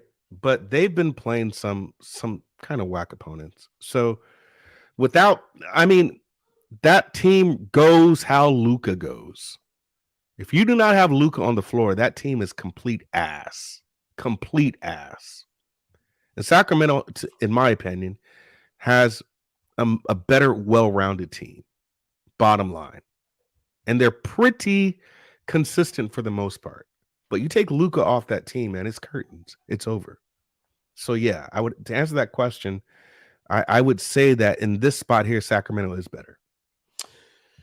Well, we are locked in. Let's review all action from our guy Derl. Terrell Riley asking what the Kings team total is. I'll just pull that up for you quickly here. The Kings team total in this one at Pinnacle right now is 123.5, juice to the under. We have a first quarter parlay from Dan Kelly. Denver -1.5, -220. Sacramento money line at -215. That pays. So Dan likes that. Dan likes that first quarter for Denver, huh? Yeah. Yes, he does. I shouldn't overthink this because I was saying, yeah, I mean it's 4.5, and yeah. Well, look what he's done though. He's bought it down to -. He's bought it down to 1.5. Sorry, -1.5 in the parlay. So. Mm-hmm. Yeah, I'm gonna do a little more thinking on that, but I do like the first quarter. Like I said, that could be a trifecta spot. Let's review all action here. Darryl starts with the Minnesota Timberwolves first quarter -2 and -112. Then next for him is the Celtics first half -5.5 and -110. Then he's on the Knicks first half -2.5 -106. That's the I don't give a fucking shit what the spread is play of the day. I'm moving on the first quarter under and the first half under in Pacers Knicks. Spurs Grizzlies, we have stayed off. I'm moving on the Suns team total under. And I do have some interest in that full game under, but I'm certainly going to wait and sort of see how the market plays out there. And then Darryl is on the Kings first quarter -3, -115, and I'm interested in running with that spot there. There you have it. 8 games, a reprieve for our man Daryl Rice. Darryl, thank you for rolling with us. You can catch Darryl here every Wednesday on Betting with the Bag. I love working with you, my man. Thank you for making the time for us. Appreciate it. Last words for the Cappers here supporting the show. Yeah, man. I would just I will be probably posting 1 or 2 more plays, but Jimmy, as always, man, thank you for this platform. I really appreciate you allowing me to come and talk ball with you, man. Now the only thing we got to do is cash it. So to everybody in the chat, I appreciate you guys. It's always good talking ball. Let's do it again. There he is, Darryl, coming to us from Los Angeles, California. We go from Los Angeles, California to Dallas, Texas, and we start talking college basketball. It's been a very good season here so far, but last week was not at the level that we've been running at. So let's turn it around here and welcome your NCAA expert right here on Pub Sports Radio. Please welcome Dabby Cab to the show. Dabby Cab, what up, man? How are you? Jimmy, good news. We're bringing in good vibes because even though it wasn't great here, killed it on the Saturday show. 10-3 now, best bets for the NCAA Pub Hub. So we got the vibes rolling. Yesterday went good. We're going to keep it going right into today. I love it. And this Saturday is a huge day at Pub Sports Radio. It opens with NCAA Pub Hub. Then Daby Cab has a live bet stream that comes right in after the college basketball live bet stream that goes right after Pub Hub. Then we have NFL Pub Hub at 2:30, which coincides when that ends with our first UFC event of the year. So it's just nonstop action here for us. But let's get to work, Cab. I'm excited about getting back in action here and glad to hear that your best bets are running nice. 10-3 is very, very nice. So let's get rolling here. Let me just move over to NCAAB. Get this over to NCAAB. Here we go. We picked out 10 games. 10 games that we are attacking here. And we start at 6:30 p.m. Eastern. Mississippi State Bulldogs 12-3, 1-2 in the SEC. At the Georgia Bulldogs 11-4, 1-1 in the SEC. It's a battle of Bulldogs in Athens here. Mississippi State snapped their 3-game losing streak on Saturday, defeating Ole Miss at home 64-54 as 5.5-point favorites. And Georgia had their 4-game winning streak snapped in the 82-75 loss at Florida on Saturday's 8.5-point dogs. Let's start with the line history here. This opened with Mississippi State 1-point favorites. They're now 2.5-point favorites. From a total scenario, it opened up at 127.5 and is up to 128. Cash-wise, we have a healthy number of tickets on this game. 2,991 tickets, and 44% of the tickets are on Mississippi State, but 61% of the cash. The books are, somewhat concerned with the sharp action being on Mississippi State and then moved it a 1.5 in their direction. 41% of the tickets and 99% of the cash are on the under, but it's gone up a point. So that is confusing. If that's the case, if the sharps here seem to be on Mississippi State. Let's see what Bet Online opened this up at, because they would have got out 4 or 5 hours earlier or 3 hours earlier. They opened it up at the same thing. So it's -1, -2.5, just like Pinnacle. -1, now -2.5. Daby Cab, first game on the board. Battle of Bulldogs in the SEC. Take it away. Man, this game's interesting here. Mississippi State, they're offensively they've struggled. 293rd, putting up 66.9 points per game, shooting 41.9% from the floor. Where they excel is defense. They have a top defense. They're only giving up 56.7 points a game. That's good for fifth. They're holding the ops to only 38.6% from the field, which that's impressive. That's good for 21st in the nation. Georgia on the other side, a little bit different. Their offense, 170th. So they're, a little above average there, putting up 71.9 points per game. Their scoring defense is good, 84th. They're giving up 65.2 points per game. Here's the thing that's going on with this. Preseason or even like a few weeks ago, I would have slammed Mississippi State right here. I would have slammed the hell out of them. But what's going on with Georgia? I don't know. It kind of feels too much of a wave here, and I have no interest in going against Georgia, especially not at home. So I stayed off this game here, but Georgia's got something cooking right now because they were a pretty big fade for me last year. But right now, I don't know, something in the water, man. They got the Michael juice in their Gatorade bottle. Interesting. So this move over to Mississippi State, not fully agreed by Dabby Cab here, who is looking at Georgia. I'm not betting this one because, like I said, I would have slammed Mississippi State in this position just a couple weeks ago, and I still kind of want to bet them, but I'm just not. Something about Georgia and what's going on right now. They just seem to have some kind of momentum, and with college sports, I don't like going against that type of momentum. Okay, I don't need to force it, and I do think even though they were dogs at Florida, we've seen what they've been doing at home. Just if you look at from a week before Christmas, they beat Notre Dame by 15, only beat Chattanooga by 7, beat Rider by 6, but then beat Auburn by 12, then head out on the road, get slapped by Florida and come back. I can understand it situationally. I will stay off here. And Coin has a future.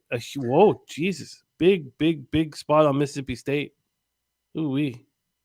Oh, wow. 250 to 1 there to win the Natty. Wow. That's exciting. Mississippi State, Georgia Bulldogs. So no move here. Let's move on to the next game on the board. 7 p.m. Eastern, the number 4 ranked Alabama Crimson Tide, 13-2, 3-0 in the SEC. At the number 15 ranked Arkansas Razorbacks, 12-3, 1-2 in conference. We're at Bud Walton Arena here in Arkansas. Let's take a look at the line history here for this one. Sorry, let me grab it. What the hell? Where is this fucking... Now I know how you feel when your NBA record pops when you talk about it. That shit makes me so mad when I see a negative record above me. We're about to turn that shit around quick, especially because this season's been going smooth as hell. That 0-4 day here last week, that didn't help that record, though, for me. Yeah, it's the sample size is still very small here. I imagine that you'll be turning that around quickly starting today. But yeah, it's tough staring at because I transparently do the whole season. On the whole season, it's been great. College basketball's been great this year. But still, I don't care. That thing has to change now. We got to change it right now, Jimmy. Let's do it. Arkansas opening up as 1-point dogs, are now 1-point favorites. Let's take a look at the money line, give us a better example. Arkansas opened up at -102. Now, that came out this morning at 8:04 a.m. So we'll see what Bet Online did. So opened up -102. Now they're -116. So the Pigs are getting action here. Let's see what Bet Online did. Bet Online has not moved, but they opened this up late too at 7:41 a.m. They opened this up at -102, and that's where it stands. So Pinnacle's making a move. The other books are not. I'd be curious to see what Bet365 has this at. Sitting at -110. There's been actually a 5-cent move back to Alabama. Interesting. So Pinnacle pushing this the most. Let's take a look at the cash flow here for this one with Alabama, Arkansas. And God damn it, so many fucking games here. Show me your face. This is a good one right here. This is an exciting game. Okay. It's going to take me a second to pull up the cash flow. Oh, here we go. They've given slight line value to Alabama. 44,359 tickets in. The Sharps are all over Arkansas. 36% of the tickets, 89% of the cash. The Pigs at home are being backed here. Alabama comes in off its fourth straight win, 78-52 at home over Kentucky on Saturday as 5-point favorites. That was the live bet stream that you had on Saturday, was watching Alabama dominate Kentucky. Arkansas comes in off its second loss in 3 games, 72-59 on Saturday at Auburn as 2-point dogs. So they come on home. Mike M says Pigs at home, but he still likes Bama. And BJ says, if I bet this game, it's Alabama or nothing. Let's see your plans here. And wine time's all over Arkansas. Let's hear what our Daby Cab has to say about this one, Alabama, Arkansas. First off, coming into this season, anybody who listened to what I said on the NCAA Pub Hub or the Net Profit, I know it changes names on the weekend and the day. I'm not sure which one. High on this Arkansas team. I was high on this Arkansas team coming in, and I still am, even with the struggles. Nick Smith Jr. not playing is I mean, it's huge. It's huge for this team. It changes the whole dynamic. But let's real quick look. Bama, Brandon Miller has been great for them. He's had over 17 or at least 17 points, excuse me, and all their conference games so far. This freshman forward has been he's a force. He's an electric player. He's fun to watch play. And Bama, they're 3-0 in true road games right here. And they're not just 3-0 in true road games. They're 3-0 in true road games with a win against number 1 Houston. Okay, so this is a team that has shown that traveling isn't something that's a huge problem for them. They're putting up 82.9 points per game, which puts them at 15th. They allow 69.7, which is a little high for as good as this defense actually is, in my opinion. I think this defense is a little better than that.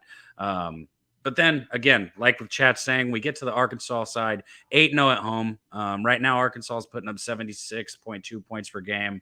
That's good for 88th, and 62, allowing 62.9, good for 38th. They're way above average on both of those. For me, I would only be able to bet Bama here. I'm not going to do it. If Nick Smith Jr. was in this game, be a different story.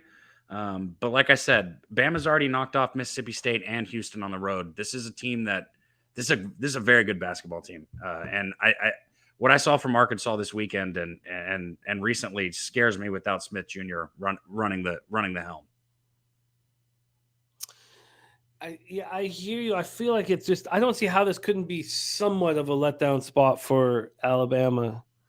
You smash Kentucky at home. And then that wasn't even a game.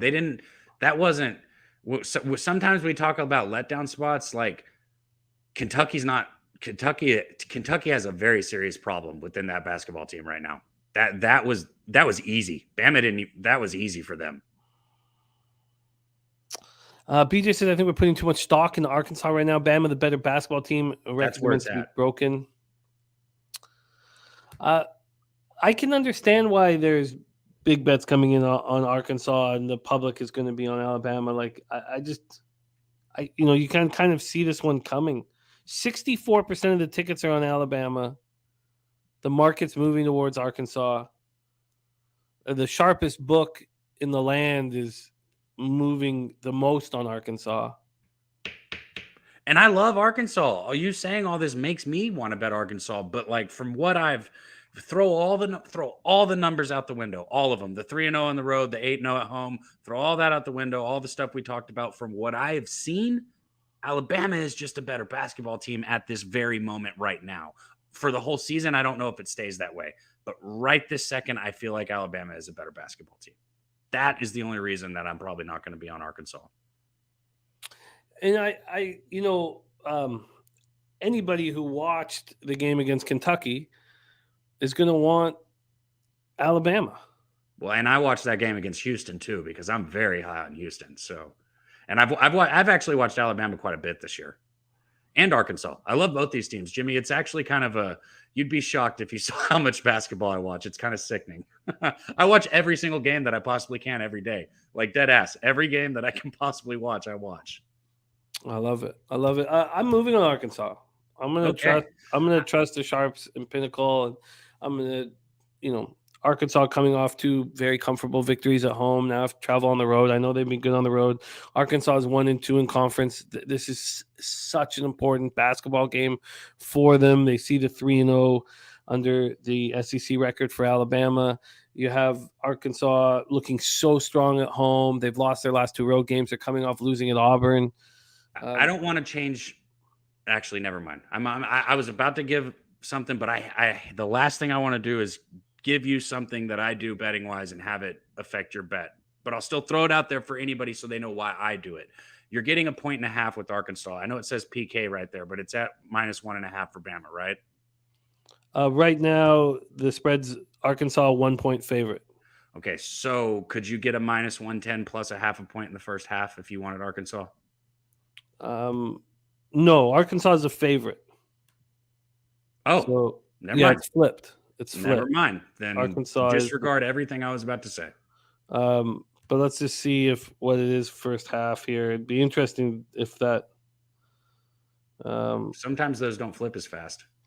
Yeah, so there's some pick'ems, but Pinnacle's moving hard on Arkansas right now. Arkansas first half -0.5 is -113. So wow, it was plus 0.5 point last night for the first half. Because I stared at it. I stared at it, and I just personally can't go against Alabama right now. But I liked Arkansas too. I mean, I love this Arkansas team. I've said it from the beginning of the year. I want Nick Smith Jr. back in the lineup. It's that simple. I mean, my sample size this year is just 65 games, but I'm hitting at 60%, and these are the spots that have been cashing for me here. Trusting the sharp action. Get it. Trusting the flip, trusting the sharpest books, being the most concerned. So we'll see. We'll see. I know a lot of great cappers here in the chat. Team too? Yeah, get it. Flip into the home team. I understand completely. I'm going to move on Arkansas. We've got lots of great, Lucas Ryan, lots of great cappers backing Bama. We got BJ, Lucas Ryan. So we'll see. Jason Turgi, shout out to you, my friend. Thank you for becoming a member of Pub Sports. It means a ton to us. Hell yeah. All right, let's get to work. Oh, BJ, there'll be no surprise here if Bama wins. The spread is a point. Yeah, exactly. It's a tight one. Let's move on. 7 p.m. Eastern. Now the number 6 ranked UConn Huskies 15-2, 4-2 in the Big East, and number 25 ranked Marquette Golden Eagles 13-4, 5-1 in the Big East. We're at Pfizer Forum in Milwaukee, Wisconsin. Let's go to the line history here for this UConn spot. While you're pulling up, one last thought for those people in the chat that like Bama. I guess what I was going to say could go for them. If you can get 0.5 point in the first half of the game with Bama, if I was going to bet Bama, that is how I would do it. Let's roll on this one because I'm excited about this one. We have UConn opening up as 2.5 point favorites yesterday at 5:54 p.m. So this market's been out for a long time. No movement. From a total standpoint, opened up at 146.5. That's moved up to 148. That didn't move to 148. There was a 1.5 move an hour and a half ago. Let's take a look at the cash flow for this one. 3,599 tickets in. 59% of the tickets and 78% of the cash is on Marquette. That's surprising. It's a little surprising. 60% of the tickets and 94% cash on the under, and it's gone up. It's gone up. I have copied and pasted your action, DC Capper. Thank you for sharing that with us. Wine Time Sports and Rocco. Rocco says, I've been on Marquette so much lately. This seems like a letdown spot and a good spot for UConn. Wine Time Sports says, guys, I have a 2-unit play on this game. Marquette plus 2.5. Haven't had a 2-unit bet in a few weeks. Marquette wins this game outright, but I'll take Damn it, Wine Time. Rob Greer. I love it. Thank you, Rob, a member of We'd Be Pubbing. That means a ton to us. Rob Greer, Jason Turgi running with us. That means a ton. We have a whole bunch of things that we're preparing for members, so that means a lot. And thank you. Mike M says, I just can't run with UConn again, so they should get it done tonight. I know that feeling as well. Hey, Mike, you've been running with me, and you know how it's been going. I'll tell you. We're good, bro. Just trust the process. After back-to-back road losses by double digits, UConn righted the ship with a 69-60 home victory versus Creighton on Saturday, 7.5-point favorites. Now they head back out on the road. Marquette comes in off their 4th straight win, 95-73 at home over lowly Georgetown as 18-point favorites on Saturday. Take it away here, Dabby Cab, UConn, Marquette. Okay. All right. This game right here, I don't even need my notes, but let me pull them out just in case.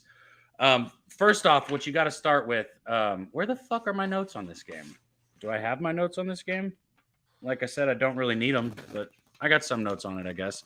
Okay, the Golden Eagles right now, they're putting up 83.1 points per game. Last game, they busted out 95 points on 54.9% shooting from the field. Jones led him. He had 17. He was splashing, but look, defensively, this Marqueef team. Oh, did I say it right that time? This Marqueef team has struggled. They give up 71 points per game, 73 points in the last game. Okay, the Huskies have struggled on the road. I get it. But after losing their last 2 road games, they still are putting up 80.2 points per game. This team last game shot 35% from the field. And what I'm setting up here is Marquette couldn't miss, okay? They were on fire last game. UConn couldn't hit. UConn's a better offense. They've struggled on the road. I don't care that I've been wrong when I've said they're one of the better teams in basketball and they lost. I still think UConn's one of the better teams in basketball. I'm taking UConn here minus 2.5. They're only giving up 61.4 points per game. Like I said, we have a team that shot 54.9% last game and the other team that shot 35% last game. And most people, you'd be like, so what the fuck are you thinking? I'm thinking I understand how averages work, and I love UConn in this spot. I think UConn has to win this game. They need to show people that they're not some punks that are going to get stomped every time they go on the road. And you know what? Sonogo down low, they're good enough for it. I'm on UConn minus 2.5 here. You got it. The Marquette slipping close to it was in purpose, Rocco. Public dog scenario, which might keep me off it, but the big bets are coming in on Marquette. I mean, we know that's the situation, and then Cab can explain it. We've seen UConn lose by double digits in back-to-back road games. So if you can explain it, then it's an easy, you have your angle, you explain why the market is the way it is, and then you attack it. So let's move over to full game. So I got first half up here. I'm on full here. You know I do first halves a lot, but here I'm on full game. UConn's got to win this game. They got to win this game on the road. I actually tweeted it out and got it at -2, but I'll still take the minus 2.5 if that's all. No, there's twos. There's twos. So you can get that 2. Beautiful. You can get that 2 with low VIG too, minus 105.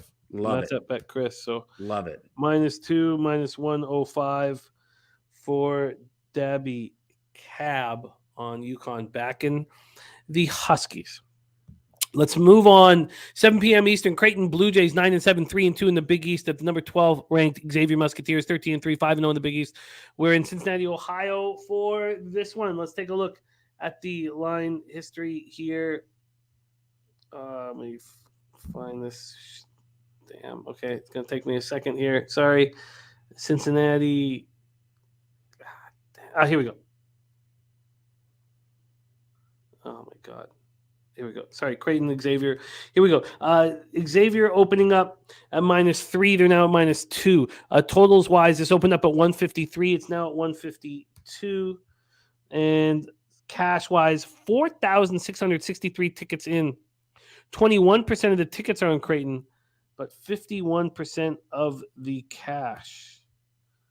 And there's been a 1-point move towards Creighton. Let's see what BetOnline has done with this. They've moved Creighton from +2 opener to +2.5, although this got up to 3.5. Interesting. Very, very, very interesting.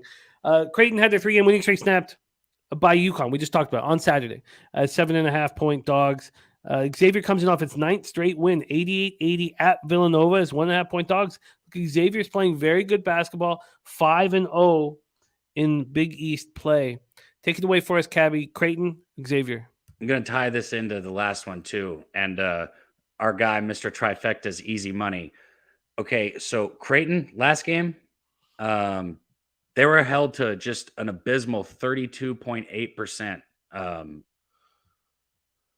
That's terrible in the field. And so what that tells me is, did UConn struggle shooting? Sure, they struggled shooting the ball. That's going to happen. But they were out playing fucking defense. They were out for blood, and I think they're still out for blood today. And that's why I'm not worried about the shooting last game. I think it'll turn around. Okay, into this one. Creighton, they're putting up 76.1 points per game. Like I said, last game, just absolutely abysmal. Only put up 60 points on 32.8 percent shooting. On defense, they've been great, allowing 67.6 points per game. But on the flip side here, Xavier, this is kind of like one of those trains. They're going for their 10th straight win right now. I personally, on a spread like this, am not going against a team that's going for their 10th straight win. I'm just not going to do it. They're averaging 84.1 points per game. They had 88 in their last game. They shot 54.4%. On defense, they have struggled a little bit, though. 74.3 points per game. Again, last game they gave up 80, but that was a quick moving, high paced game. They still won it by 8 points. So kind of doesn't really bother me on that one. At home, this Xavier team, they're putting up more than 83 points per game. The Blue Jays, they struggle on defense, giving up over 74 points per game when they're on the road. So even though they've got a good defense on the road, they've struggled a little bit. I can't fade Xavier here, not with this 10 game win streak. I'm off this game, but that's where I'd be, is right with the -2.5. Yeah, I mean, it's one of those fishy situations. It seems like a smelly line, right? Yeah. Like, why is it not 4.5 or something like that? Exactly. It makes me feel like Creighton's going to be in this game. You have the Musketeers going for the 10th straight win, as Cabby talking about, 5-0 in Big East play, and yet the market's moving towards Creighton, who only have 21% of the tickets on them. Looking at the market makes me think it's Creighton or pass. And at this point, do you want to get in the way of Xavier's 9-game winning streak? Well, see, that's so kind of that's how I said 10. Excuse me, they're going for 10. Yeah, 9-game winning streak, and that's kind of how I felt. I kind of actually felt Creighton also, but it's like I don't know, especially at home. Do I really want to get in front of a winning streak like that at home?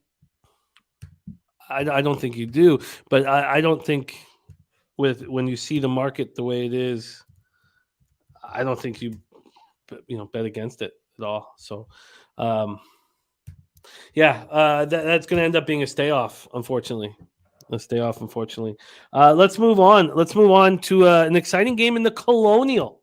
You don't usually get ranked teams in the Colonial. Number 22 ranked Charleston Cougars, 16-1 on the year at the UNC Wilmington Seahawks. Both teams undefeated in conference play at 4-0. We're at Trask Coliseum in Wilmington, North Carolina. Let's take a look at the line history here for this one. Get it up here. This game pops off at 7 p.m. Sorry, I should have had it set up. Too many games on these Wednesdays. Hey, I love our card today. I'm gonna have to show me that. There we go. Sorry, my bad. Here we go. Line history wise, we have Charleston opening up as -1.5 point favorites. They got up to 3.5. They're now sitting at 3. From a total perspective, it opened up at 145 and it's now at 148.5. 1,875 tickets in, 59% of the tickets, 73% of cash on UNC Wilmington. Public home dog, market moving away from them. Very, very interesting. We have no real help with the total. Charleston coming in off its 15th straight win, 75-64 at home versus Delaware on Saturday. UNC Wilmington coming off its 13th straight win, 66-61 at North Carolina. A&T is 6-point favorites. We have 28 straight wins combined. Who is going to be facing an L? Take it away for us, Daby Cab, Cougars, Seahawks. Yeah, so we look at the Cougars here. Scoring, they're 28th in the nation, putting up 80.8 points per game, shooting 44.4% from the field. They move the ball around well. They're giving up 70.6 points per game, which is, a little below average, actually, 229th in the country. But just outstanding on the offensive side. When you flip it, the Seahawks, they're doing all right offensively, putting up 71.7 points per game, which is good for 179th in the country. But defensively, that's where they've stood out right there. So on defense, they're 39th in the nation. They're only allowing 62.9 points per game. This is a tough situation here, but I feel like I could only go with defense in this situation. But I'm not. I don't like being on a public dog. Yeah. They both have the common foe in North Carolina A&T. They both played at North Carolina A&T, and College of Charleston lit them up for 92 points. Charleston's a very good offense. Unbelievable. This is a huge game for both schools here. Wow. This is who we expect to see in the conference finals here to get into the tourney. But Charleston may be able to get into the tourney losing if they keep winning the way they are. Okay. I feel like the market is telling us that Charleston's going to roll here. Respect Jason Turgi. We love it, man. I do. Feel like if their offense gets rolling, UNC is not going to be able to keep up with them. This is an offense versus defense game, and I wish I could tell you that I've watched both of these teams play, but I haven't, and I would be able to give you more of an idea of if the offense is going to overpower the defense or not if I had seen it. But Charleston's offense is just it's high powered, man. I imagine that they'll sell out the arena here. They had 72% full against Hampton in their last home game. I imagine this is full here. I don't know if I move on Charleston, but I'm certainly thinking about it. I'm close to it. Charleston or no action for me. Let's keep moving and not just sit here and stare at the same game. JPZ says this game gets in the 150s. There's our guy Star Child in the house. What up, Star Child? Next up for us, Pittsburgh Panthers 11-5, 4-1 in conference play. At the number 24 ranked Duke Blue Devils 12-4, 3-2 in the ACC. We're at Cameron Indoor in Durham. Let's take a look at the line history for this one. We have Duke opening up as 8-point favorites. They're now 8.5-point favorites. This came out yesterday at 5:50 p.m. Total opened up at 142. There's been no movement on it. Let's see what's going on with the cash here for this one. We have 3,244 tickets in. It's all Pittsburgh. 81% of the tickets, 94% of the cash, and the market's moving towards Duke. 40% of the tickets and 92% of cash on the under, and the total's not moving. All these tickets on Pittsburgh. Wow. Pitt had their 5-game winning streak snapped in a 75-74 home loss to Clemson as 2-point favorites. Duke bounced back from that horrible 84-60 loss at NC State by barely squeaking past Boston College 65-64 as 8-point favorites. But here they are at home. Take it away for us. Public on Pittsburgh, but market not moving towards them. What do you think here? Take it away. I don't know what to tell you about this Duke team, man. Another team that I've watched personally several times, and they've looked awful. Without Jeremy Roach, they're just not the same team, and he's still doubtful with a toe injury this game. If he's going to be in, that would make a huge difference. Pitt right now, they're putting up 75.2 points per game on 44.8% shooting. They're 46th in the nation in rebounding, so they attack the glass well. They only allow 68.2 points per game on only 41.6% shooting. But also, we talk about rebounding. Duke is going to win the glass here. I know Pitt's a good rebounding team, but that's one of the only things Duke has done well is attack the glass. They're 9th in the nation right now in rebounding. Duke's putting up 72.4 points per game, which is so low for a Duke team. Shooting only 43.9%. They're allowing 65.2 points per game. This is just crazy because this is another one of those situations where a few weeks ago I'd be all over Duke here in the first half. There's no fucking way I'm betting Duke with what I've seen, how they've played. The market makes me want to bet Duke. A couple weeks ago I would have wanted to bet Duke, but from what I've seen this team do on the court, I just can't do it. Yeah, the public road dog is fails so fantastically. We've seen Pittsburgh go into Syracuse and win, so we know they can go into tough places. The last home game for Duke, I know Florida State has looked awful this year. They've looked a little better in conference play, but they beat them by 21. I mean, they get out and move fast at home. Huh. Starchild says might have to look at Duke second half. I was thinking more Duke first half. Getting out and just Pittsburgh being able to maybe handle a couple shots, and then look, Pittsburgh's 11-4-1 against the spread this year. I can understand the public being on them, but to me, it feels like a mistake. It feels like people have been getting paid by the Panthers, and they're just going back to the well because they have a vividness bias of what Duke did against NC State or even what they did against Boston College.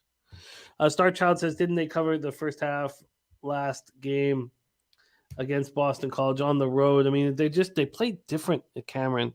But yes. No, I don't think. I think they lost it on like the last shot. Okay, yeah, it was 37-33. So I don't know what was. I'll have it right here. No, they must not. It would have been 4.5. Yeah, they lost on the very last shot. Yeah, and I wasn't on the game. That's how much basketball I watch. Yeah. I'm going to move on Duke. I'm just not entirely sure what the best way of doing it is. But maybe, are we sitting here saying, look, the Panthers have so much heart, they'll find their way back in the game? Are we saying that yet? Look, I like Duke also. I wish I was betting it with you, but I'm not. But I like Duke also. I mean, all this money on Pitt, I know what they're doing, and I've been watching them, but it still doesn't feel right. And another thing, what I want to say is what Pitt's done. The one thing, like I said, is their rebounding is by far the best thing that they've done, and I do not think they out-rebound Duke here. But this is also a Duke team that I bet on who didn't score for the first 85 minutes of the basketball game.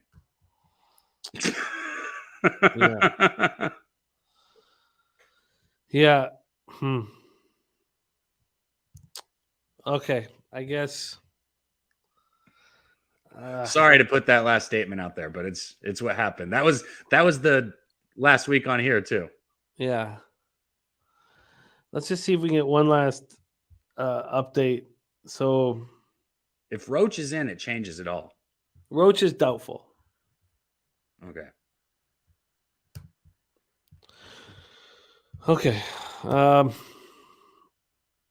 Markel taking Pitt with the points. You're with a lot of people, Markel. 81% of the tickets and 94% of the cash, and the market's moving away from it. Jake Burns going to do it too. I think that the public is going to get slaughtered here. So, do you have other plays that you feel like you're going to lock in, or is this? We can always circle back to it if you want to. Well, I'm going to be on Duke. I just don't know if I'm going to double up on Duke. I'm going to be on Duke for sure. First half. Question is, do I add full game to it as well? One thing, Jim, if you're able to watch a game, if you take never mind. If you take them first half and they cover, well, then you're kind of screwed on the second half. But if you only take them first half and they don't cover, but you're watching and you still feel like the full game's in play, that's when you can get that second half. I feel you. I don't think there's not much doubt for me, Deacon. I'm just deciding whether to double up or not. Let's move on. 7 p.m. Eastern, Baylor Bears 10-5, 0-3 in the Big 12, facing another team that has not won in conference yet. West Virginia Mountaineers were in Morgantown for this one. Oh, I got the injuries up here. Sorry, let me move that over. All right, so two teams that desperately need a conference win. Baylor, West Virginia. This opened up with West Virginia as 1-point favorites at -108. They're now at -114, so a 6-cent move towards them. 6-cent move. This total opened up at 147.5. That's the total right now. It's not moved. 2-cent move. Let's take a look at the cash flow for this one here. This is a big game. Big game for the two squads. Let me see if I can find the cash here. There we go. We have 2,433 tickets in. 32% of the tickets, 44% of the cash on West Virginia. 42% of the tickets and 98% of the cash on the under. And that has not moved, so that's strange. Baylor comes in off its third straight loss, 97-95 at home over Kansas State, as 8-point favorites. It was not good. West Virginia comes off its third loss, 76-62 at home to Kansas. Now, they were 1.5-point dogs, but they got beaten badly. Take it away for us here. Which team do you expect to bounce back, Baylor or West Virginia? Okay, so we'll go on a little bit of Baylor's numbers. They are putting up 80.9 points per game this year. Their offense is not necessarily what struggled. 95 in the last game. We're going to get into this too, because Baylor's losses are different than West Virginia's losses.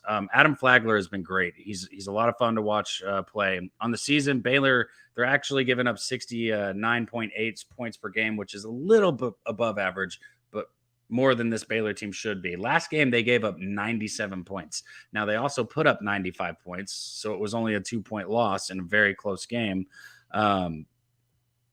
But when you look at this, West Virginia, they've also lost 2 in a row. They're only putting up 78.3 points per game, so a little less. They're allowing 68 points per game, so they're a little better on defense. So everything with the numbers makes people feel like this lines up for West Virginia. But with this Bears team losing 3 in a row, they have 0 road wins. I still believe in this basketball team, even after what they've shown me. I think that this Baylor basketball team is a lot better than what they've been playing. And I think they had early injuries that they're going to work through. I think Flagler and Cryer and some of these other players on this team are elite. And when I say, I'm not talking like people talk in baseball when I say like do, like they're due as in like they have to fucking win this game. This game is important. This is not just a typical like, oh, early conference game. Everybody's still getting a feel. Both of these teams, you said it when you started breaking it down. This game is important. And when it comes down to it, I think Baylor's a better basketball team than West Virginia. Still, with all of the struggle I've seen, their losses have been a lot fucking closer than West Virginia's losses. So I'm on Baylor here in the first half. I took them plus the point in the first half, and I got Baylor. So Baylor first half. Let's see what we can give you here. And I want to maybe possibly take Baylor on the money line full game. You give me a point first half with this team, and I with how important this game is for both teams. And again, I think Baylor has struggled through injuries, but they're at a point now where those injuries have to become irrelevant, because if they don't start winning, it doesn't fucking matter anymore. They got to win. Yeah, this is a tough one. This is a really tough one.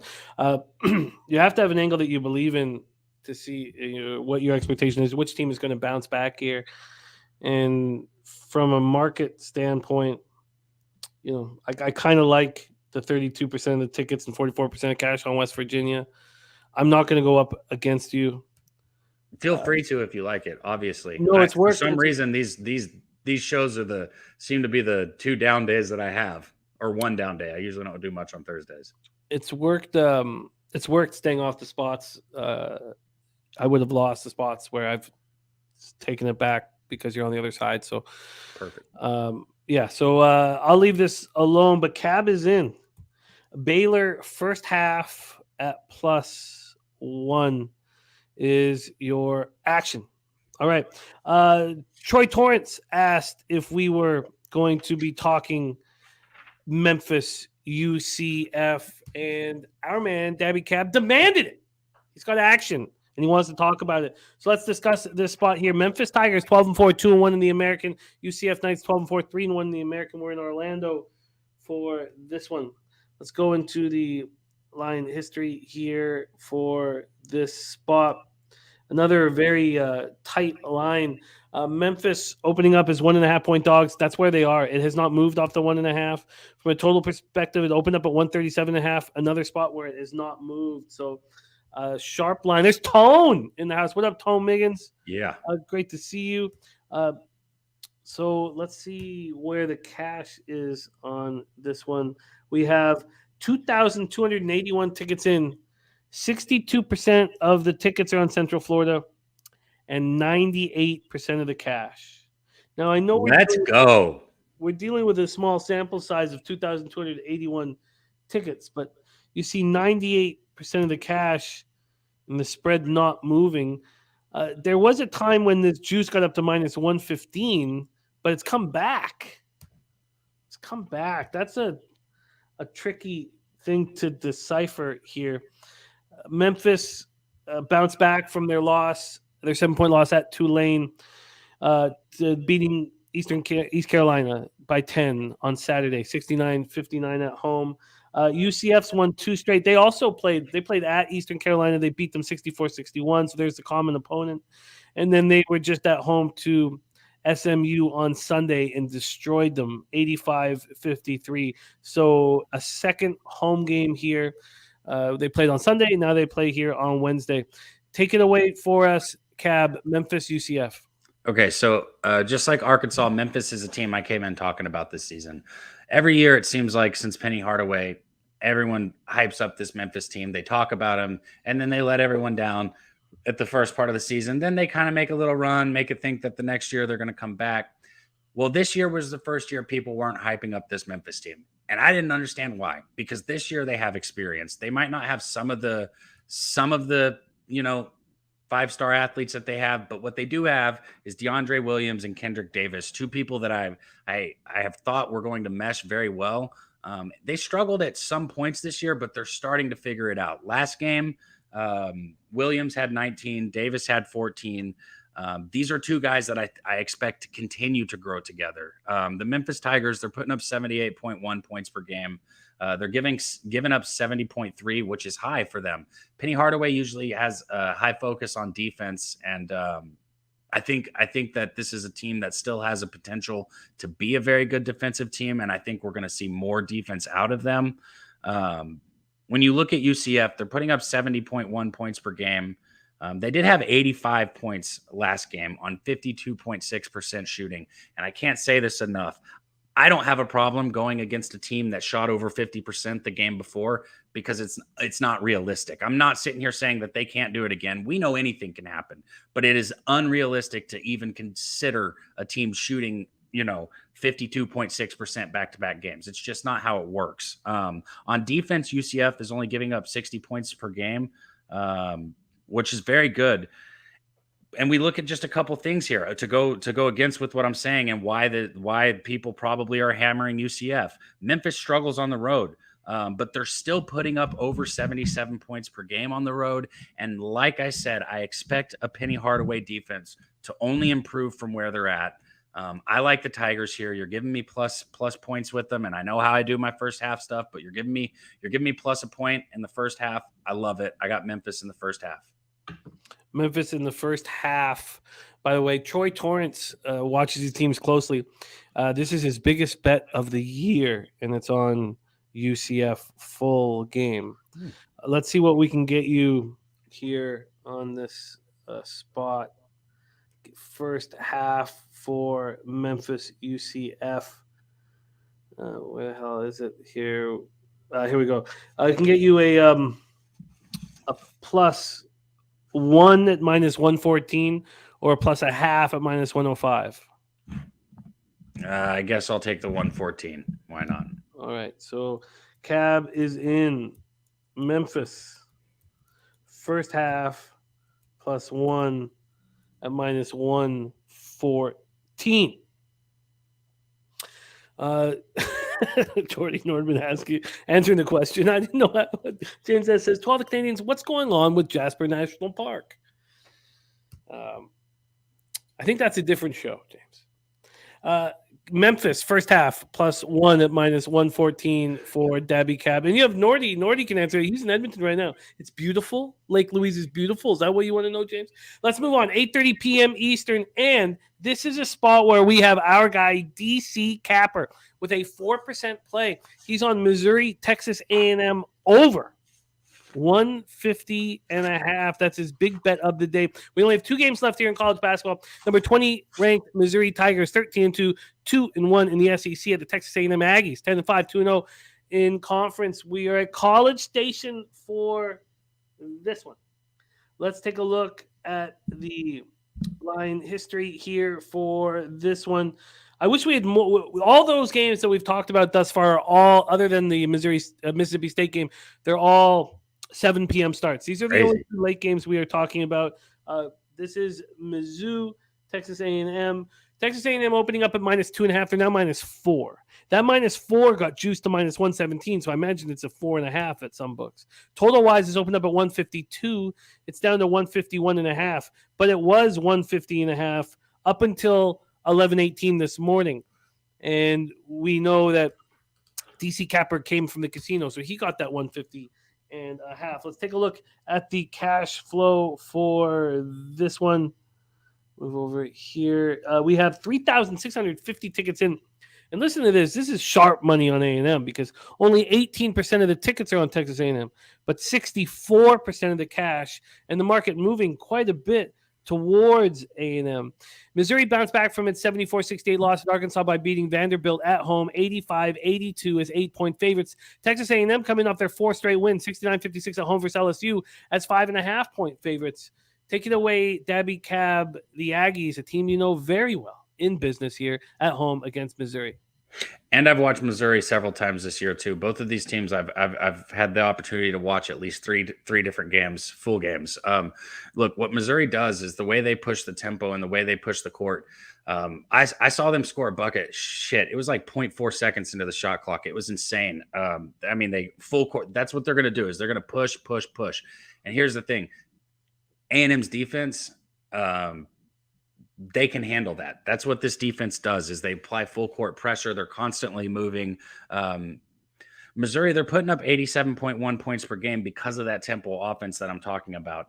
They're giving up 75.1 points per game, which is a little high. But when you're pushing the ball down the court that much, you're just like in football where your offense scores too fast, your defense is on the court longer, right? So the number is going to go up a little bit higher. It is kind of part of the metrics. They gave up 82 last game. So, this Missouri defense is very susceptible. A&M, they're only putting up 74.6 points per game. Marble is leading them. He was great last game, 17 points, 9 rebounds. Dexter Dinish, he finished with 17 points too. On top of that, A&M's defense only gives up 67.4 points per game. Right now they're hot. They've won 4 straight, 7 out of their last 8 games at home. At home, they make 48% of their shots, which is great. This team crashes the glass hard. I feel like Missouri, when I saw this line, I was assuming that Missouri would be a huge public dog. I guess they're not, right? No, they are. Missouri's a huge public dog here. It's 81% of the tickets are on Missouri.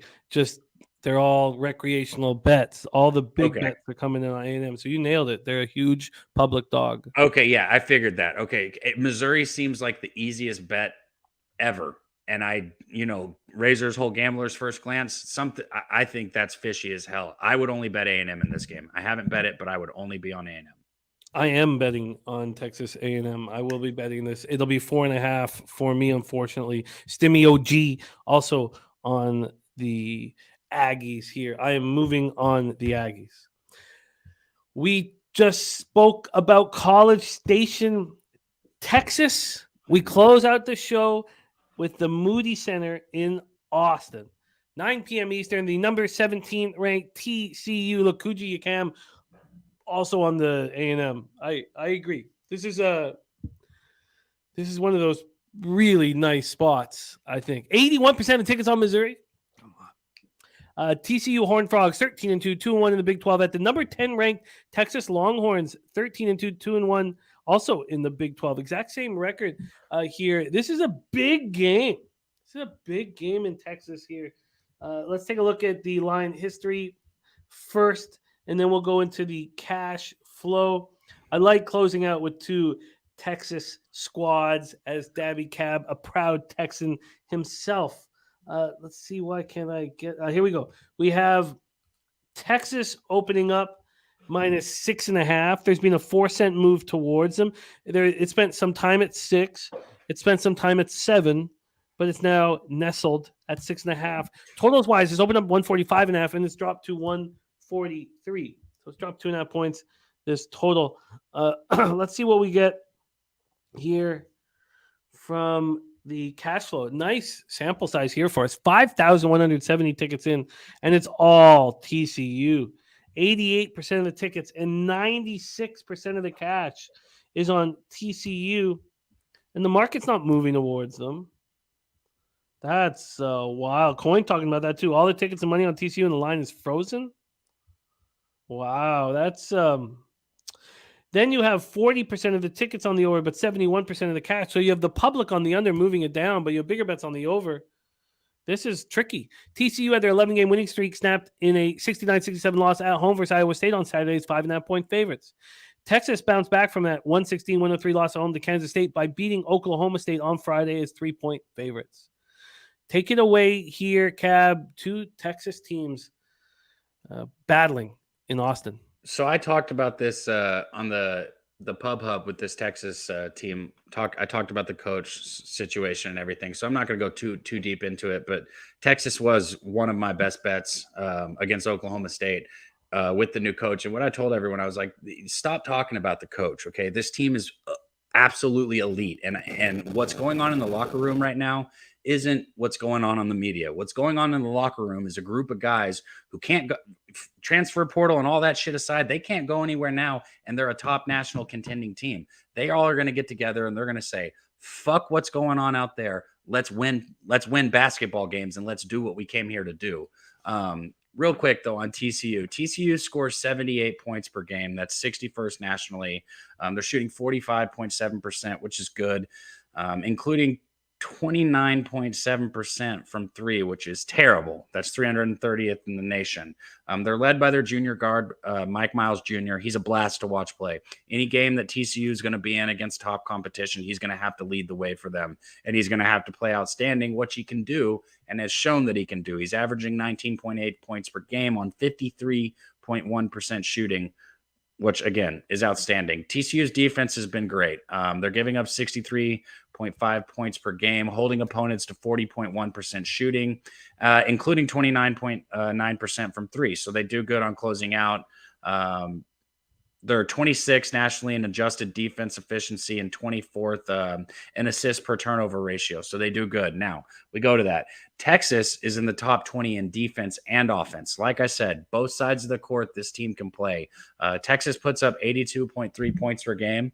That's good for 18th in the country on 48.6% shooting. That's the 23rd highest percentage in the country right there. So they do great. Their senior guard, Marcus Garr, he's been a blast to watch play, putting up 17.7 points per game. Tyrese Hunter has been good. Timmy Allen. They've got multiple people that are averaging double digits and can score at any point in time. They're giving up 65.1 points per game, which is very good. And another thing that I want to talk about is they're 15th in adjusted efficiency. And 19th in adjusted defense. This team can flat out play. I get it. 6.5 is a lot.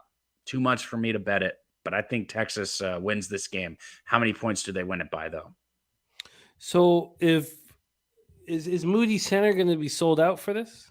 Should. Yeah, absolutely. This place should be rocking. So you love first half action. What's keeping you off Texas first half with the crowd going bananas? I've thought about it. Is it because TCU is in a bounce back spot after that loss, after having their 11-game winning streak snapped? Sure. That could be an angle to keep me off of it, but still, I do like the first half. I don't know what's keeping me off this game. I just have to think about this one just a little more. I like Texas. I know Texas is a better basketball team out of these two teams. And the initial move was, I guess it took a little while. I guess there was no real initial move. It took 12 hours before any kind of movement. This kind of feels like that A&M game we were talking about. When people see this, they're going to say 6.5 with TCU. That's easy. Let me bet that. Just like the same thing they probably, and maybe I'm wrong. I don't have those numbers, but that's what I would think with what people would think with this and what people would think with that Missouri game. And it's not that easy. This Texas team is, when everybody names the best teams in the country, for some reason, Texas doesn't ever get thrown in there, and they absolutely have the players and the ability to be one of the best teams in the country, without question. Well, I'm going to move on them here first half. Let me just take a look at the cash flow one more time. Sorry, before I. And then 88% of the tickets, 96% of the cash on TCU, and the line is not moving. Huh. That's so much money on TCU, and that's we have a legitimate sample size here, right? We have over 5,000 tickets in. The line just not moving. That makes me think TCU takes care of business. It really, really does. TCU? Makes me think Texas takes care of business. Oh, okay. Yeah, Texas. Yeah. Sorry if I said that wrong. Yeah. Huh. But is this a spot? Yeah, I mean, why would the book? I think these are very interesting spots. The two games that you thought these are going to be public dogs. They are public dogs to the finest degree. And somebody, I forget who, it might have been Troy talking about it, but yesterday in Gridiron Gambler, somebody was saying the big difference between a road public dog and a home public dog is the road public dog just gets decimated each time. Mm-hmm. I love it. DC Capper also gave us UC Davis and CS Northridge. Mike Xavier with his action. Arkansas -1.5, Charleston -2.5, Xavier -2.5, Duke first half, Baylor first half, Memphis first half, Texas A&M, Mike Miles Jr. 15 points. That's an 8-leg parlay there. Mike M 6-pack, UMass Lowell, American, Arkansas first half, NJIT moneyline, Rice moneyline, and Wofford +3.5. Yeah, it was you, Troy. No, I love capping with you, Troy, my man. All right, so and Ron Crawford is on Pitt. Okay, I don't like hearing that. Nice to have Ron Crawford back in action with us in the chat. Browns Hughes is on Cal Baptist money line, UC San Diego. So putting that in together at +125. Love to hear what everybody's on. So let us know. Robert Franklin leaning towards TCU. Let us know what your best bets in college basketball are. This is our action here in college basketball. So we have, I'm starting my card off with Arkansas at home against Alabama in a tough one. Cabby gets his card started with UConn -2 and -105. I'm interested in Charleston. I'm interested. I'm going to look at that a little more. And I hate hearing Ron Crawford on Pitt, but I really feel like there's explanations for why everybody's all over. Like we have some, it's going to be, I think we should kind of take note of these huge public dogs that we have, because we have them on today's card. Pittsburgh being one of them. So Cabby's got Baylor first half +1. This might be a Duke double up spot. Obviously here, and Trae Young is out for the Hawks. Browns Hughes let us know that Trae Young is out. Wow, that's wild. That's big news. So Cab has Baylor first half +1, Memphis first half +1. I'm going to be on Texas A&M -4.5, and I think I'm going to be on a Texas double up here. There's a lot of different ways teams handle an 11-game winning streak, having it snapped. We just watched, and and obviously this is in my head, that's why I'm talking about it. So I just want to say it out loud. So I'm not, but we just watched Carolina have an 11-game winning streak in NHL, and they lost their first game, and then they lost their second game, and then they lost their third game, and they just, UConn, they lost back-to-back after not losing. Yeah, on the road. They need to not lose a third one, though, like what you just said. They need to stop that now, for me. DeMar DeRozan is out as well. Or never mind. They won against Creighton. We're good. But they lost back-to-back, so to back your point.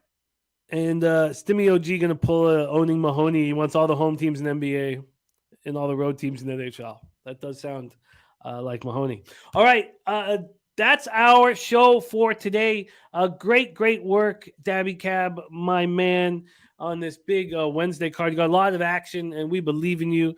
And you got a huge week ahead. I need to talk to you, by the way, Cab. So if you could actually, if you don't need to go, if you could stick around for a minute, there's some things that we are going over here for this week, because there's a lot of moving parts to it.